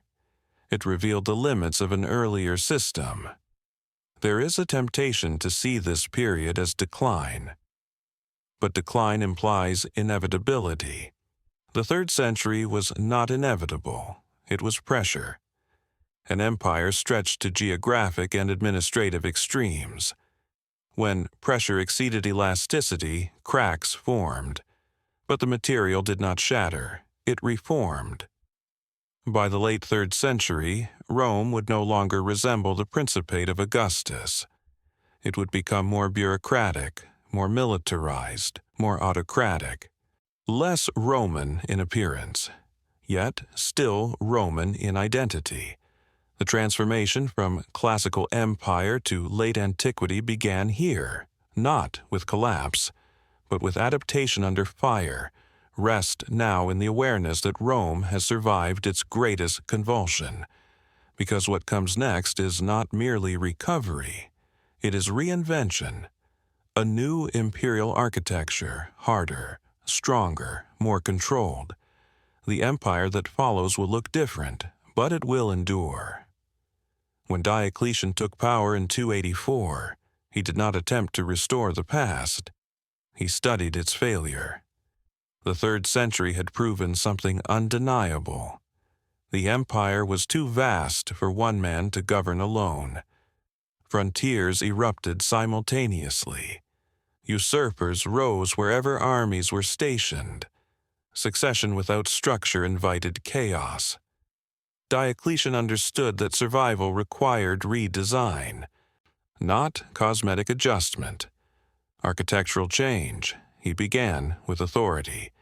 The emperor would no longer pretend to be first citizen. He would be dominus, lord. Imperial ceremony expanded. Court ritual intensified. Distance between ruler and ruled increased. This was not vanity. It was strategy. If emperorship was sacred, it was harder to contest. If the emperor was elevated, he was less vulnerable to factional politics. The Principate's ambiguity had enabled instability. The dominate would impose clarity, but symbolism alone was insufficient. Diocletian confronted geography. The empire stretched from Britain to Mesopotamia. No single ruler could respond swiftly to crises on multiple frontiers. So he divided power. Not the empire itself, but its administration. He appointed a co-emperor, Maximian, to govern the western provinces. Soon after, each Augustus appointed a junior partner, a Caesar. Thus emerged the Tetrarchy. Rule of 4. 2 senior emperors, 2 junior successors, each responsible for a quadrant of the empire, each operating from a strategic capital closer to active frontiers. Rome itself ceased to be the operational center. Milan, Trier, Nicomedia, Sirmium. Power became mobile. This was revolutionary. For centuries, Rome had been symbolic heart. Now, governance followed military necessity. Administrative reform followed structural logic. Provinces were subdivided into smaller, more manageable units, nearly doubling in number. These provinces were grouped into dioceses, and dioceses into prefectures. Layered oversight reduced the concentration of local power. Civil and military authority were separated. A governor no longer commanded legions. This reduced the likelihood that provincial leaders could transform into usurpers. The memory of the 3rd century guided every reform. The army itself expanded. Frontier garrisons were strengthened. Mobile field armies were created to respond to rapid threats. This dual structure, static defense and mobile response, reflected new realities. Threats were no longer episodic raids. They were coordinated migrations. Organized states. The military footprint increased dramatically, and so did cost. To fund this enlarged apparatus, Diocletian restructured taxation. A comprehensive census assessed land, productivity, and population. Taxes were levied not merely in coin, but in kind. Grain, livestock, manufactured goods. The state required stability in supply, not fluctuating currency. This was rational, but heavy. To ensure continuity of essential services, certain professions became hereditary. Farmers remained farmers. Soldiers' sons became soldiers. Artisans remained in their trades. Mobility narrowed. The empire stabilized, but freedom contracted. One of Diocletian's most controversial measures was the Edict on Maximum Prices. Issued in 301, it attempted to cap prices across the empire, from grain to wages, from livestock to clothing. Inflation had eroded purchasing power. The state attempted control, but markets resist rigidity. Enforcement proved inconsistent. The edict gradually faded. It revealed a deeper truth. Administrative authority has limits when confronting economic complexity. Religiously, Diocletian sought unity. Traditional Roman religion had long been tolerant, but Christianity had expanded dramatically during the 3rd century. It was organized, it was trans-regional. It acknowledged authority beyond the emperor. In 303, Diocletian initiated what became known as the Great Persecution. Churches were destroyed, scriptures confiscated, clergy imprisoned. It was the most severe effort to suppress Christianity in Roman history, and it failed. Persecution varied by region, and enforcement depended on local officials. The attempt to impose uniform religious conformity exposed the difficulty of governing belief. Perhaps Diocletian's boldest act was retirement. In 305, he voluntarily abdicated, forcing Maximian to do the same. The Augusti stepped down. The Caesars rose. Succession was meant to be orderly, predictable, institutional. It was an unprecedented experiment. For the first time, imperial transfer was structured, planned, scheduled. But human ambition resists its design. Almost immediately, claims multiplied. Sons of former rulers demanded power. Armies proclaimed favorites. The tetrarchic balance faltered. Yet, even in its instability, Diocletian's reforms endured. The empire he left behind was different from the one he inherited. More centralized, more bureaucratic, more openly autocratic. Less reliant on personality, more reliant on structure. The crisis had forged a harder Rome. Not classical, not republican in memory, but resilient. The world that followed would no longer be the Mediterranean empire of Augustus. It would be something new. A late Roman state poised on the edge of religious transformation.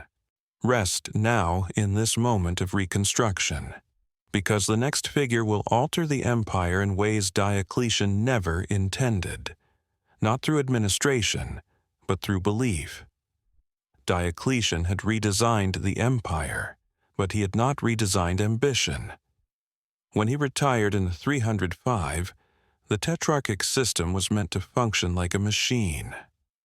Augusti would step down. Caesars would rise. New Caesars would be appointed. Orderly, predictable, impersonal. It lasted less than a year. Dynastic instinct resurfaced. Constantius Chlorus, one of the Western rulers, died in Britain in 306. His troops immediately proclaimed his son emperor. That son was Constantine. The system Diocletian had crafted did not include hereditary succession. The army ignored that detail. Elsewhere, Maxentius, son of former Augustus Maximian, declared himself ruler in Rome. Multiple claimants emerged. The empire again faced fragmentation, but this time the struggle would produce not collapse, but consolidation. Constantine proved patient, strategic, calculated. He built alliances. He avoided premature confrontation. He secured loyalty from his troops not only through pay, but through personal charisma. By 312, the decisive confrontation approached. Maxentius controlled Rome. Constantine marched south. At the Milvian Bridge, just outside the city, the two forces met. What happened next became legend. According to later Christian accounts, Constantine saw a sign in the sky, a cross, and the words, "In this sign, conquer." He ordered his soldiers to mark their shields with the Christian symbol. He won. Whether the vision was literal, symbolic, or later embellished, the political consequences were real. Constantine entered Rome as victor. Maxentius drowned in the Tiber. The West was his. In 313, Constantine and his eastern colleague Licinius issued the Edict of Milan. Christianity was legalized. Confiscated property restored. Persecution ended. This was not yet establishment, but it was transformation. For nearly 3 centuries, Christianity had existed at the margins of power. Now it stood under imperial protection. Constantine did not immediately abolish paganism. Traditional cults continued, temples stood, rituals persisted, but patronage shifted, imperial favor matters, and Christianity now had it. Why did Constantine embrace Christianity? The answer is layered. Personal conviction is possible. Political calculation is undeniable. Christianity offered a trans-regional network, a disciplined hierarchy, a moral structure aligned with unity. Unlike traditional Roman religion, which was localized and civic, Christianity was universal. It transcended provincial boundaries. It spoke of one God, one truth, one authority.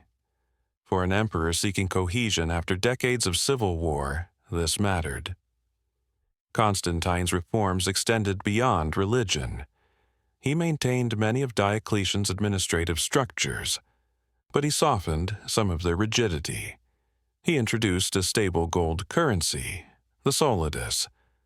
Unlike debased silver coinage of earlier decades, the solidus retained consistent value. It restored confidence, facilitated long-distance trade, stabilized taxation. Monetary reform proved as influential as religious reform.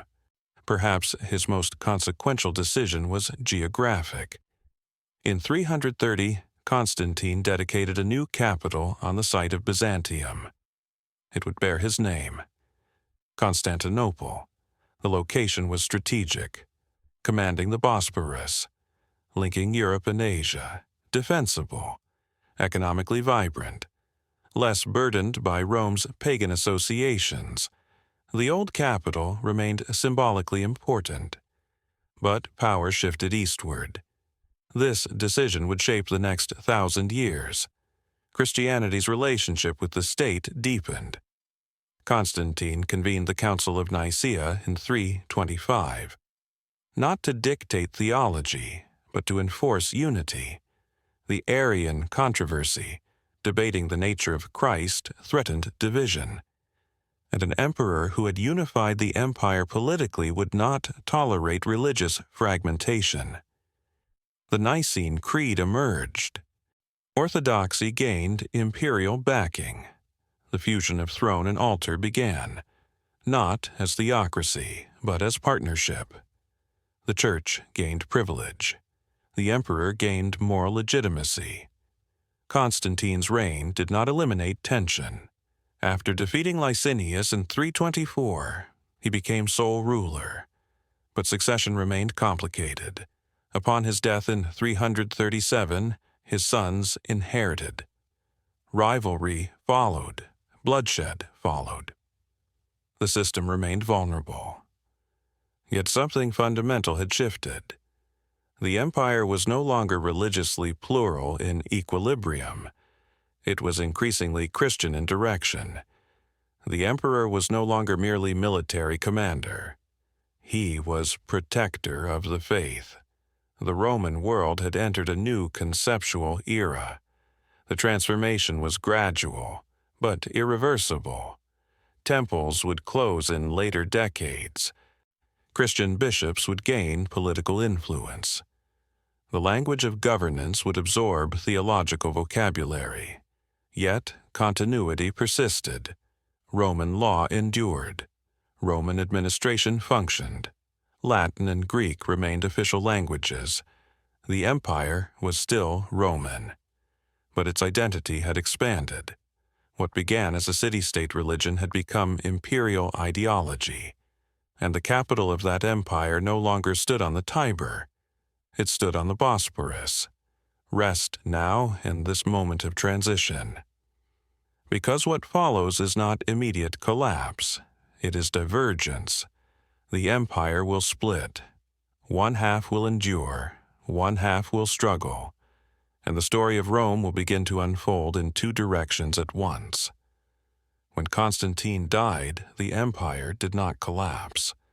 it continued, but it no longer felt indivisible. The 4th century was not an age of sudden catastrophe. It was an age of accumulation. Pressure accumulated. Religious tension accumulated. Military strain accumulated. And authority, though still formidable, grew increasingly regional. In 378, a battle changed the psychological landscape of Rome. At Adrianople, in modern-day Turkey, Emperor Valens confronted a Gothic force that had settled within imperial borders. The Goths were not invaders in the traditional sense. They had crossed the Danube seeking refuge from the Huns. Rome had permitted entry, but mismanagement followed. Exploitation, food shortages, broken promises, resentment hardened. At Adrianople, the Roman field army was shattered. Valens was killed. 2/3 of the eastern field forces were destroyed. It was the most devastating military defeat since Cannae. And unlike earlier disasters, Rome could not easily replace the losses. The manpower base had narrowed. The frontiers were crowded.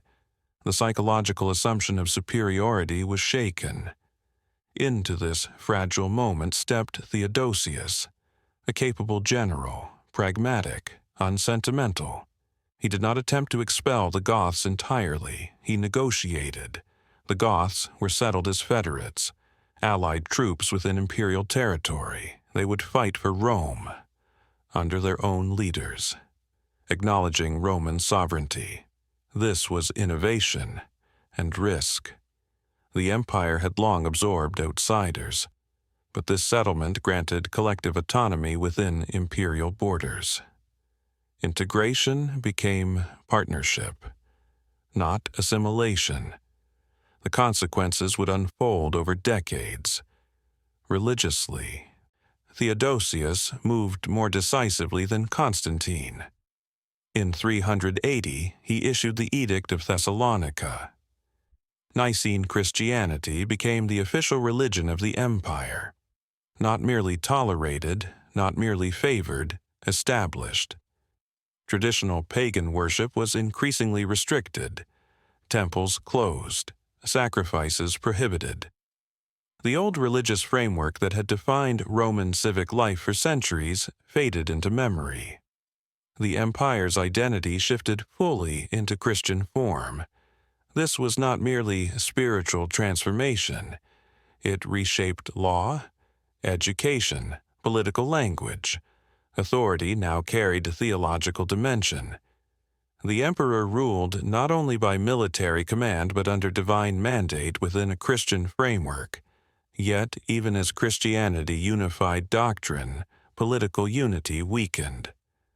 When Theodosius died in 395, he divided authority between his 2 sons. Arcadius ruled in the east, Honorius ruled in the west. This division was not entirely new. Earlier, emperors had shared power, but this time the split would endure. The eastern and western courts developed separate administrative priorities, separate military strategies, separate fiscal realities. The east was wealthier, more urbanized, better defended geographically. The west was more exposed, its frontiers longer, its revenues thinner. The division was practical, but it was also structural. Coordination became slower, mutual trust less automatic. The idea of a single Roman Empire remained, but the mechanics of governance operated increasingly in parallel. Meanwhile, external pressure intensified. The Huns moved westward from the Eurasian steppe. Their rival displaced Germanic groups toward Roman borders. Migration was no longer occasional, it was sustained. Large populations moved not as raiders, but as peoples seeking land. The Western Empire struggled to respond. Its resources were stretched. Its generals often competed internally for influence at court. The Eastern court, shielded by distance and fortifications, faced pressure too, but with greater fiscal stability. Gradually, divergence deepened. Yet it is important to understand, division did not mean immediate fall. The Western administration continued. Law codes were issued, taxes collected, armies mobilized, Roman identity endured. But the system now required regional resilience rather than centralized control. The eastern half adapted more successfully. Its capital, Constantinople, and it commanded trade routes. Its treasury remained solvent, its bureaucracy more stable. The western half relied increasingly on military strongmen, magistri militum, masters of soldiers. Real authority shifted away from emperors toward generals. The balance tilted. Theodosius had unified faith, but his death formalized political separation. From this point forward, the Roman story splits. One branch will endure for another 1,000 years. The other will confront a century of escalating pressure. The empire had not ended, but it had changed form. The unity forged by Augustus had dissolved into duality, not collapse, but divergence.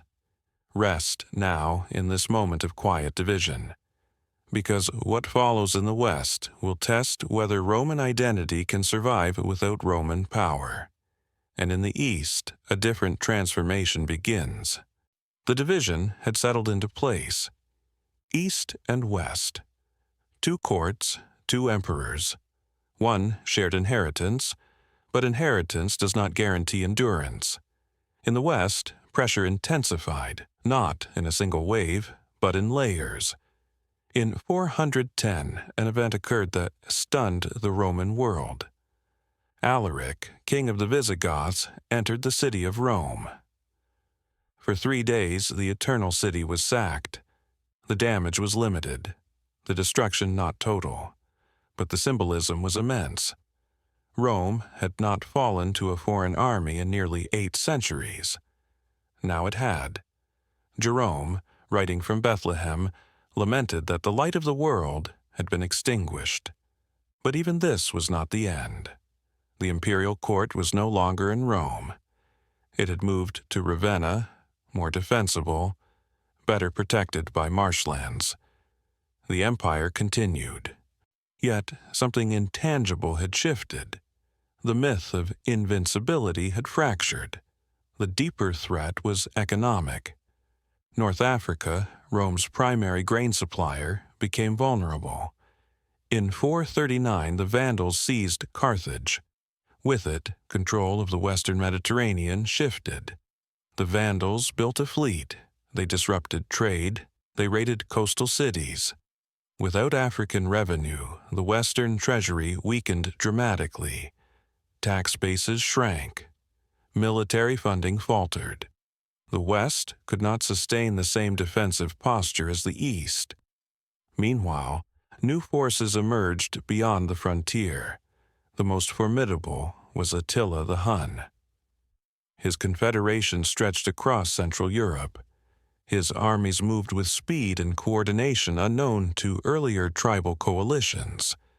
In 451, Roman forces under General Aetius combined with Visigoth allies to confront Attila at the Battle of the Catalonian Plains. It was not a decisive annihilation, but it halted Hunnic expansion westward. The following year, Attila invaded Italy. Rome seemed exposed once more. Yet disease, logistical strain, and negotiation led to his withdrawal. When Attila died shortly after, his empire fractured rapidly. The Western Empire survived again, but survival required increasingly fragile alliances. Roman generals depended on Federate troops. Germanic soldiers fought within Roman ranks. The army was no longer distinctly Roman in composition. It was Roman in command structure. Identity blurred. Internal politics compounded weakness. Power in the West shifted away from emperors toward military strongmen. Generals like Ricimer kingmakers without crowns installed and removed emperors at will. The imperial title remained, but authority hollowed. Between 455 and 476, Western emperors rose and fell rapidly. Few ruled longer than a few years. Some ruled only months. Provincial control eroded. In Gaul, Visigoths expanded. In Spain, Suebi and later Visigoths consolidated territory. In Britain, Roman administration had already withdrawn decades earlier. Local Romano-British society adapted independently. The map of the West no longer matched imperial boundaries. And yet, daily life did not suddenly vanish. Tax records were still kept. Laws were still issued. Roman identity persisted in language and administration. Germanic rulers often adopted Roman titles. They governed through Roman bureaucrats. They minted coins bearing imperial imagery. This was not an overnight civilizational collapse. It was transition, gradual, layered, ambiguous. In 476, a symbolic moment arrived. Odoacer, a Germanic officer serving in Italy, deposed the young emperor Romulus Augustulus. The imperial regalia were sent to Constantinople. Odoacer did not declare himself emperor. He ruled as king of Italy under nominal Eastern recognition. No successor was appointed in the West. Modern historians mark this year as the fall of the Western Roman Empire.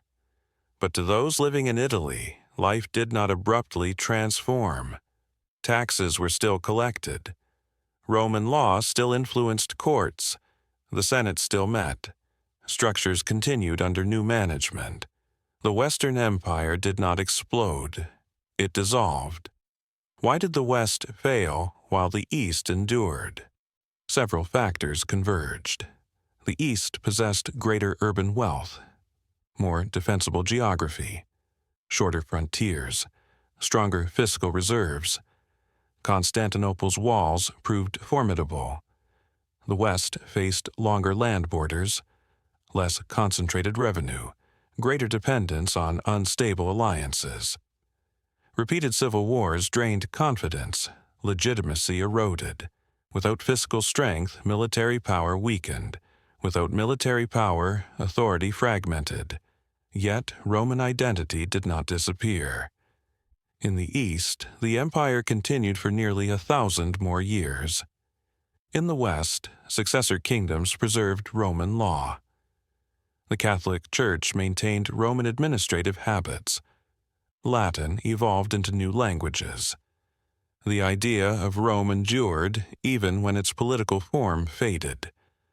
The fall of the West was not the end of Rome. It was the end of direct Western imperial governance. A political structure vanished, a civilization transformed. Rest now in this quiet disappearance. Because while the West fades, the East prepares for a different destiny. The Roman story is only half complete. When the Western Empire faded in 476, the Roman world did not end, it narrowed. Its center of gravity shifted eastward. In Constantinople, the emperor continued to rule as Roman. The citizens did not call themselves Byzantine. They called themselves Romans. The empire had changed language, it had changed religion, it had changed administrative tone. But in law, in memory, in continuity, it remained Rome. Why did the East endure? Geography offered protection. Constantinople stood at the meeting point of Europe and Asia, surrounded by water on three sides, guarded by massive land walls. Its harbor connected it to trade networks stretching from the Black Sea to the Mediterranean. Commerce meant revenue. Revenue meant soldiers. Soldiers meant survival. The eastern provinces were more urbanized. Cities like Alexandria, Antioch, and Ephesus retained economic vitality. Tax systems functioned more efficiently. Administrative networks were denser. When pressure came, the East absorbed it with greater elasticity. Yet endurance did not mean stagnation. The empire transformed. Greek gradually replaced Latin as the language of administration. Christian theology shaped imperial's ideology. Court ceremony became more elaborate. The emperor appeared less as general and more as sacred monarch. Rome had not disappeared. It had evolved. In the 6th century, a new emperor emerged with expansive ambition. Justinian.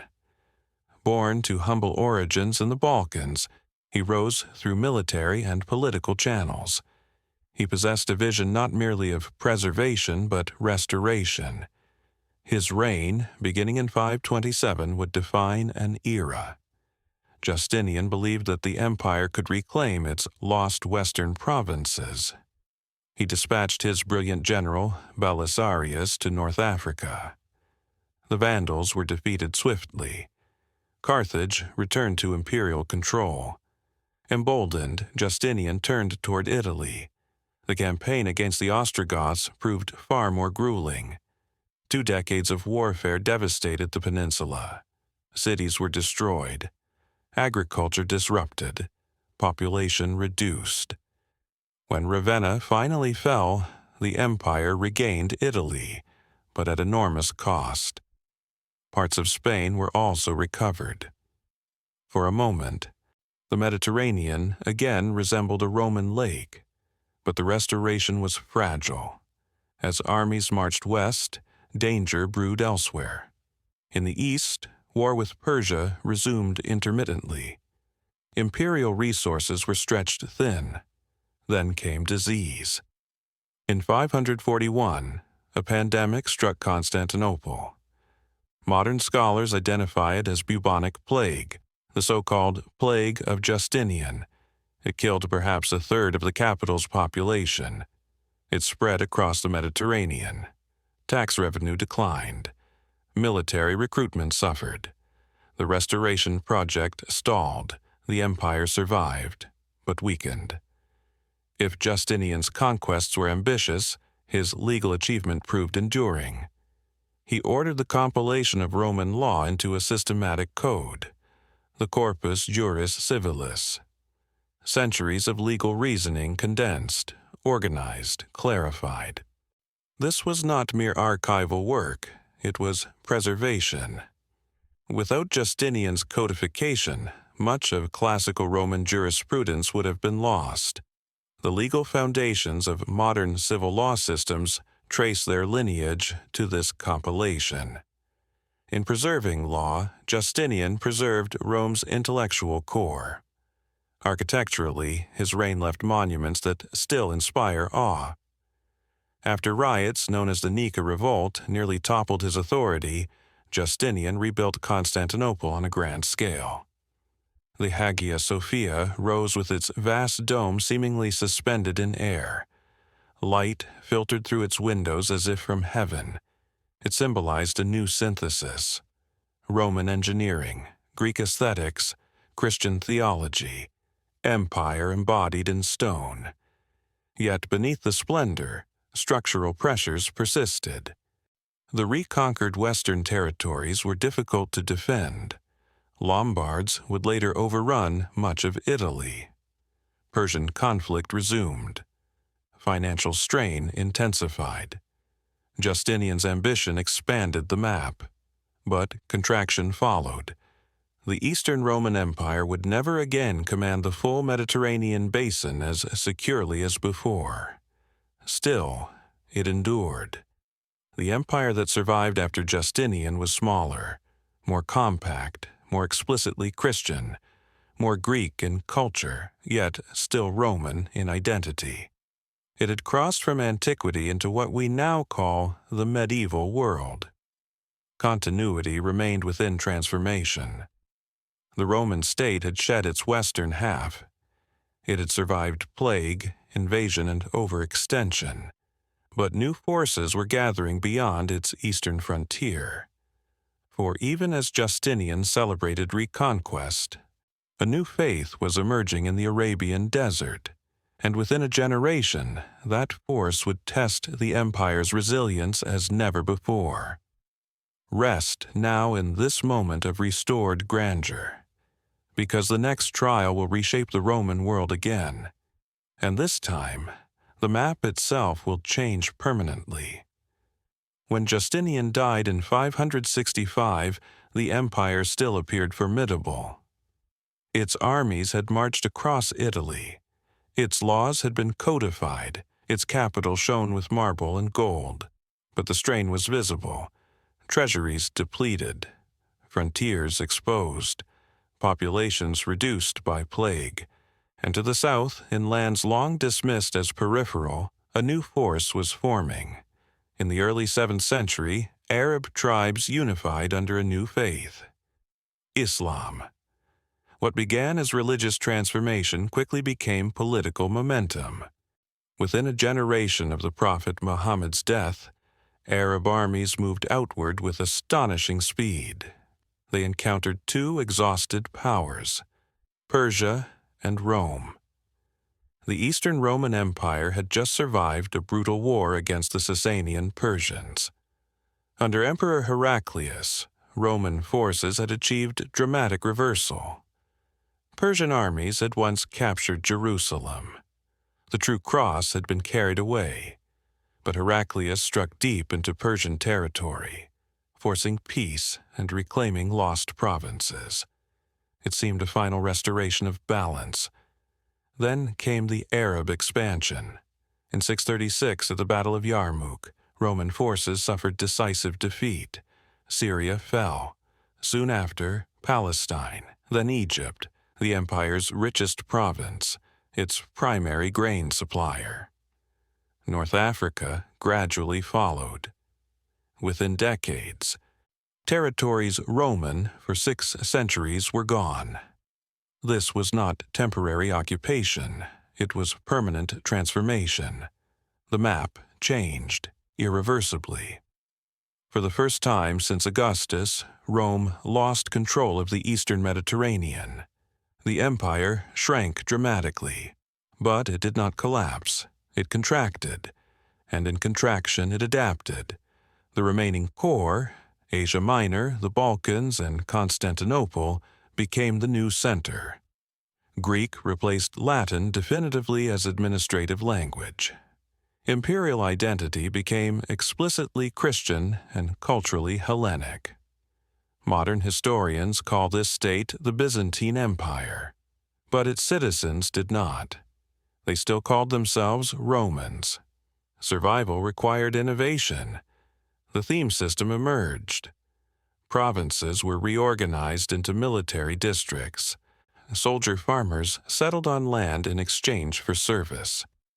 Defense became localized, flexible, economically integrated. This was not the professional frontier army of Augustus. It was a defensive society, land, labor, and military duty woven together. The system stabilized a reduced empire for centuries. Naval innovation also proved decisive. Greek fire, a mysterious incendiary weapon capable of burning even on water, gave imperial fleets advantage. Arab forces twice besieged Constantinople. Twice the city held. Its massive Theodosian walls repelled assault. Its fleet shattered attackers. The failure of these sieges altered European history. Had Constantinople fallen in the 7th century, the map of Europe might look entirely different. Instead, the empire endured. Smaller, harder, more cohesive. This transformation marked the true birth of Byzantium. No longer a Mediterranean superpower, no longer Latin in administration, but a resilient Eastern Christian empire, culturally vibrant, administratively sophisticated, diplomatically adept. Its emperors ruled through ceremony and bureaucracy as much as through battlefield command. Its scholars preserved classical texts unknown in much of Western Europe. Its legal tradition continued to refine Roman jurisprudence. Continuity through change. Yet survival did not mean peace. Internal religious conflict erupted during the iconoclastic controversy. Emperors banned sacred images, arguing that veneration bordered on idolatry. Society divided, monasteries resisted. Rome, the papacy in the West, rejected the policy. Tension between Eastern and Western Christianity widened. The seeds of future schism took root here. Still, the empire persisted. Agriculture stabilized. Cities revived modestly. Under the Macedonian dynasty in the 9th and 10th centuries, imperial power resurged. Territory expanded in the Balkans. Economic prosperity returned. Constantinople became the wealthiest city in Christendom. Markets overflowed with goods from Scandinavia to India. Mosaics gleamed. Libraries flourished. Diplomacy replaced brute force where possible. But structural weaknesses lingered. Large aristocratic estates expanded. Free peasantry declined. Military capacity centralized again. And in 1071, at Manzikert, Seljuk Turkish forces defeated the Roman army. Anatolia, the empire's heartland, opened to gradual Turkish settlement. It was a turning point. Territorial contraction resumed. Appeals for Western military assistance followed. Those appeals would ignite the Crusades, and the Roman capital would soon face a shock as traumatic as any in its history. The empire that survived Arab conquest had proven adaptable. But the Middle Ages were not gentle. Pressure came from every direction. Latin crusaders, Norman adventurers, Turkish emirates, and eventually a new power rising in Anatolia, the Ottomans. Yet, even amid contraction, the Roman idea endured. For nearly a millennium after the fall of the West, the East remained Roman. Language shifted, borders shifted, but identity persisted. The empire had transformed from Mediterranean dominion into defensive bastion, from expansionist power into cultural guardian, from classical Rome into Byzantium. Rest now in this enduring resilience, because the final chapter will not be quiet. It will come with cannon fire against ancient walls, and with it, the last emperor bearing the name Caesar will fall. But even then, Rome will not entirely disappear. For nearly 1,000 years after the fall of the West, Constantinople endured. It had survived Arab sieges, it had endured iconoclasm, it had recovered from internal revolt. But in the late medieval world, the balance shifted again. A new power rose in Anatolia, the Ottomans, disciplined, expansionist, patient. Where earlier Turkish emirates had fractured, the Ottomans unified. They learned from those they fought. They adopted siege technology. They built administrative coherence.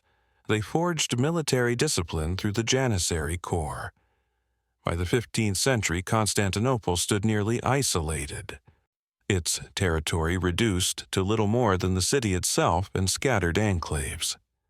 The Roman Empire, once spanning 3 continents, had narrowed to walls and memory.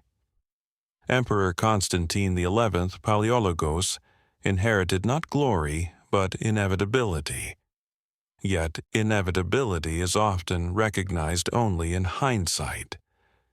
In 1453, Sultan Mehmed II, barely 21 years old, prepared his campaign.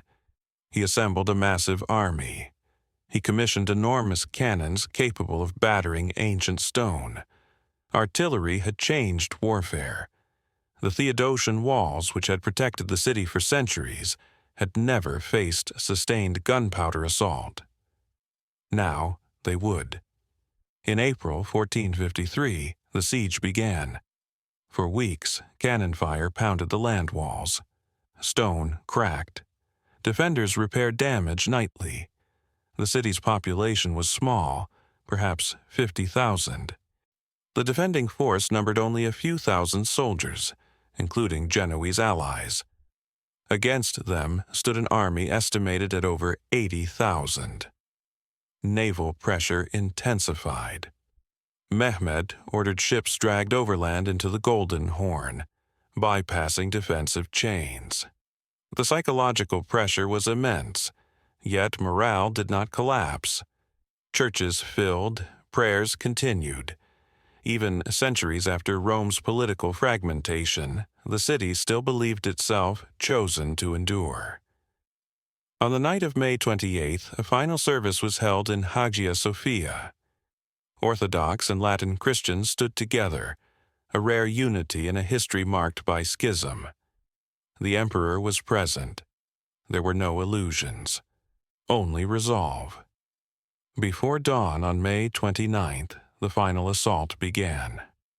Wave after wave pressed forward. Defenders fought at breached sections of wall. Constantine XI reportedly removed his imperial regalia, choosing to fight as a soldier rather than flee. He died in combat. His body was never conclusively identified. The city fell. Mehmed entered Constantinople not as destroyer of rubble, but as ruler of a prize. Hagia Sophia was converted into a mosque, yet the structure remained intact. The Ottomans understood symbolism. They claimed inheritance, not erasure. Mehmed styled himself Kaiseri Rum, Caesar of Rome. The Roman state had ended, but the Roman idea was appropriated. To modern historians, 1453 marks the end of the Roman Empire. From Augustus in 27 BCE to Constantine XI in 1453 CE, nearly 15 centuries. Few political entities have endured so long. Yet, for those within the city, the transition did not feel like the fall of civilization. Administration continued. Trade resumed. Greek communities persisted. Orthodox Christianity survived under Ottoman millet structure. The empire had ended, but the people endured. The fall of Constantinople reshaped Europe. Greek scholars fled westward, bringing manuscripts of classical texts. Renaissance humanism found renewed source material. Trade routes shifted. European states sought alternative access to Asia, accelerating maritime exploration. The shock of 1453 echoed far beyond the Bosporus. Yet Rome's legacy did not depend on walls. It lived in law, in language, in architecture, in political imagination. The Ottomans ruled from Constantinople for nearly 5 centuries, but the memory of Rome never vanished. Moscow would later claim to be the Third Rome. Holy Roman emperors in the West invoked Roman continuity. Even modern states trace administrative concepts to Roman precedent. When Constantine XI fell, the Roman state ceased to exist.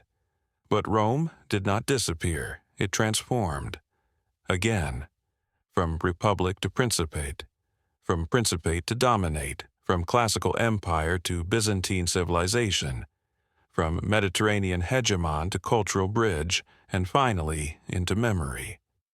The story that began with Romulus on the Palatine Hill ended beneath cannon fire at the Theodosian walls.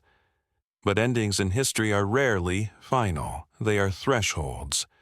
Rest now in this final silence, because what remains is legacy, and legacy often proves stronger than empire. The Roman state has ended. Its legions no longer march, its emperors no longer rule.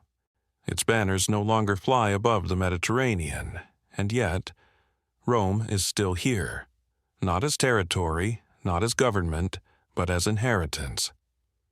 Perhaps Rome's most enduring gift is law. Roman jurists did something extraordinary. They moved beyond rigid codes and developed principles. Intent mattered. Evidence mattered. Distinction between civil and criminal law mattered. Over centuries, these principles were debated, refined, recorded. Under Justinian, they were preserved. The corpus juris civilis became foundation. When medieval European universities revived legal study, they turned to Roman texts. Modern civil law systems across continental Europe, Latin America, parts of Africa, and Asia trace their structure to Roman jurisprudence. Even common law traditions, though developed separately, absorbed Roman influence. When we speak of contracts, citizenship, legal personality, due process, we echo Rome. Language carries Rome forward as well. Latin began as the speech of farmers along the Tiber. It became administrative glue for an empire. After the empire fractured, Latin did not vanish. It evolved into Italian, Spanish, French, Portuguese, Romanian. Nearly 1 billion people today speak languages descended directly from Latin. Even English, Germanic in structure, derives much of its vocabulary from Latin roots. Scientific terminology, medical language, legal phrases, academic ritual, all bear Roman imprint. In every courtroom, in every university commencement, Rome whispers. Architecture preserves memory in stone, the arch, the vault, the dome. Roman engineering refined these forms to scale previously unimaginable. Concrete allowed structures to endure millennia. The Pantheon still stands. Aqueducts still cross valleys. Roads laid in antiquity remain foundations for modern highways. Urban planning, grids, forums, public baths shape the idea of the city itself. When capitals across the world raise neoclassical columns, they borrow Roman authority. Stone becomes language. Architecture becomes continuity. Politically, Rome offers both inspiration and warning. The Roman Republic influenced modern constitutional design. Separation of powers, checks and balances, term limits. The framers of modern democracies studied Roman history carefully. They admired its resilience. They feared its collapse. Rome demonstrated how liberty can be defended through institutional balance. It also demonstrated how ambition, inequality, and militarization can erode that balance. The Republic fell not in a day, but through cumulative strain. That lesson remains urgent. Christianity's global reach cannot be separated from Rome. The early church spread along Roman roads, through Roman cities, under Roman administrative networks. After Constantine's conversion, the imperial framework offered structure for ecclesiastical organization. Dioceses mirrored provincial boundaries. The Bishop of Rome inherited the title Pontifex Maximus. Empire and church intertwined. Today, Christianity spans continents. Its early consolidation occurred within Roman space. Without Rome, its trajectory would have differed profoundly. Rome also bequeathed a cosmopolitan vision, the idea that diverse peoples could share citizenship under common law. The empire did not eliminate identity, it layered identity. A Gaul could be Roman, a Syrian could be Roman, an African could be Roman. Citizenship expanded from city privilege to universal status. Though imperfectly realized, the concept reshaped political imagination. Belonging became legal rather than purely ethnic. That transformation echoes in modern notions of civic identity. Rome's legacy is not flawless. It staged gladiatorial games. It practiced slavery on vast scale. It waged brutal wars. The same civilization that produced Marcus Aurelius' Meditations also produced Caligula's excesses. Grandeur and cruelty coexisted, engineering brilliance alongside conquest. This duality is instructive. Civilization is not purity, it is complexity. Even after 1453, the Roman idea persisted. Holy Roman emperors in Central Europe claimed succession. Russian rulers declared Moscow the Third Rome. Ottoman sultans adopted the title Caesar. The symbol retained power long after the structure vanished. Rome became aspiration, metaphor, standard of comparison. Empires rose and fell in dialogue with Roman precedent, but perhaps Rome's most profound legacy is psychological, continuity through change. Across 15 centuries, Rome transformed repeatedly, from kingdom to republic, from republic to empire, from classical to medieval, from Latin to Greek, from pagan to Christian, from Mediterranean superpower to embattled capital. Yet identity endured. Adaptation became survival. Resilience became tradition. As you drift toward sleep, imagine the arc of that continuity. The same stars that shone over Augustus shone over Justinian. The same human desires for order, security, meaning, belonging moved senators in the Forum and merchants in Constantinople. Rome's story spans more than territory. It spans human aspiration. It reminds us that power is temporary, structure is fragile, but ideas endure, law endures, language endures, memory endures. The Roman Empire ended. Rome did not. And in the quiet spaces of our institutions, our cities, our words, and our laws, it still speaks. Rest now in that continuity, because though empires fade, inheritance remains, and in that inheritance, Rome lives on. And so, when Constantinople fell, when the last emperor laid down his crown, the political story of Rome came to its quiet conclusion. But history does not always end when power disappears. The story has ended, and yet it has not. The Roman Empire rose from a cluster of huts on the banks of the Tiber. It became a kingdom. It became a republic. It became an empire. It fractured. It reformed. It shifted east. It endured for nearly 15 centuries. And then, in the year 1453, its final emperor fell. If we measure Rome by borders, the story is complete. If we measure Rome by armies, the story is closed. But if we measure Rome by influence, it has never truly ended. The roads still shape our maps. The laws still shape our courts. The language still shapes our thought. The architecture still shapes our capitals. The idea of citizenship, of belonging under a shared legal order, still shapes how we understand ourselves. Rome is no longer present as flag or legion. It is present as foundation. For centuries, Rome survived not because it was unchanging, but because it adapted. When monarchy failed, it became a republic. When the republic fractured, it became an empire. When classical Rome could not endure, Byzantium emerged. When Byzantium fell, its memory seeded Renaissance Europe. Transformation, not permanence, was Rome's true strength. If Rome teaches us anything, it may be this: stability is always temporary. What endures is not power, but the ability to adapt. There is a quiet lesson here. Power is never stable.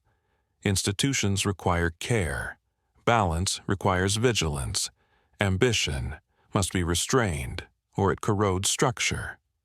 The Republic fell not because it was weak, but because its equilibrium was disturbed beyond repair. The empire endured not because it was flawless, but because it adapted long enough.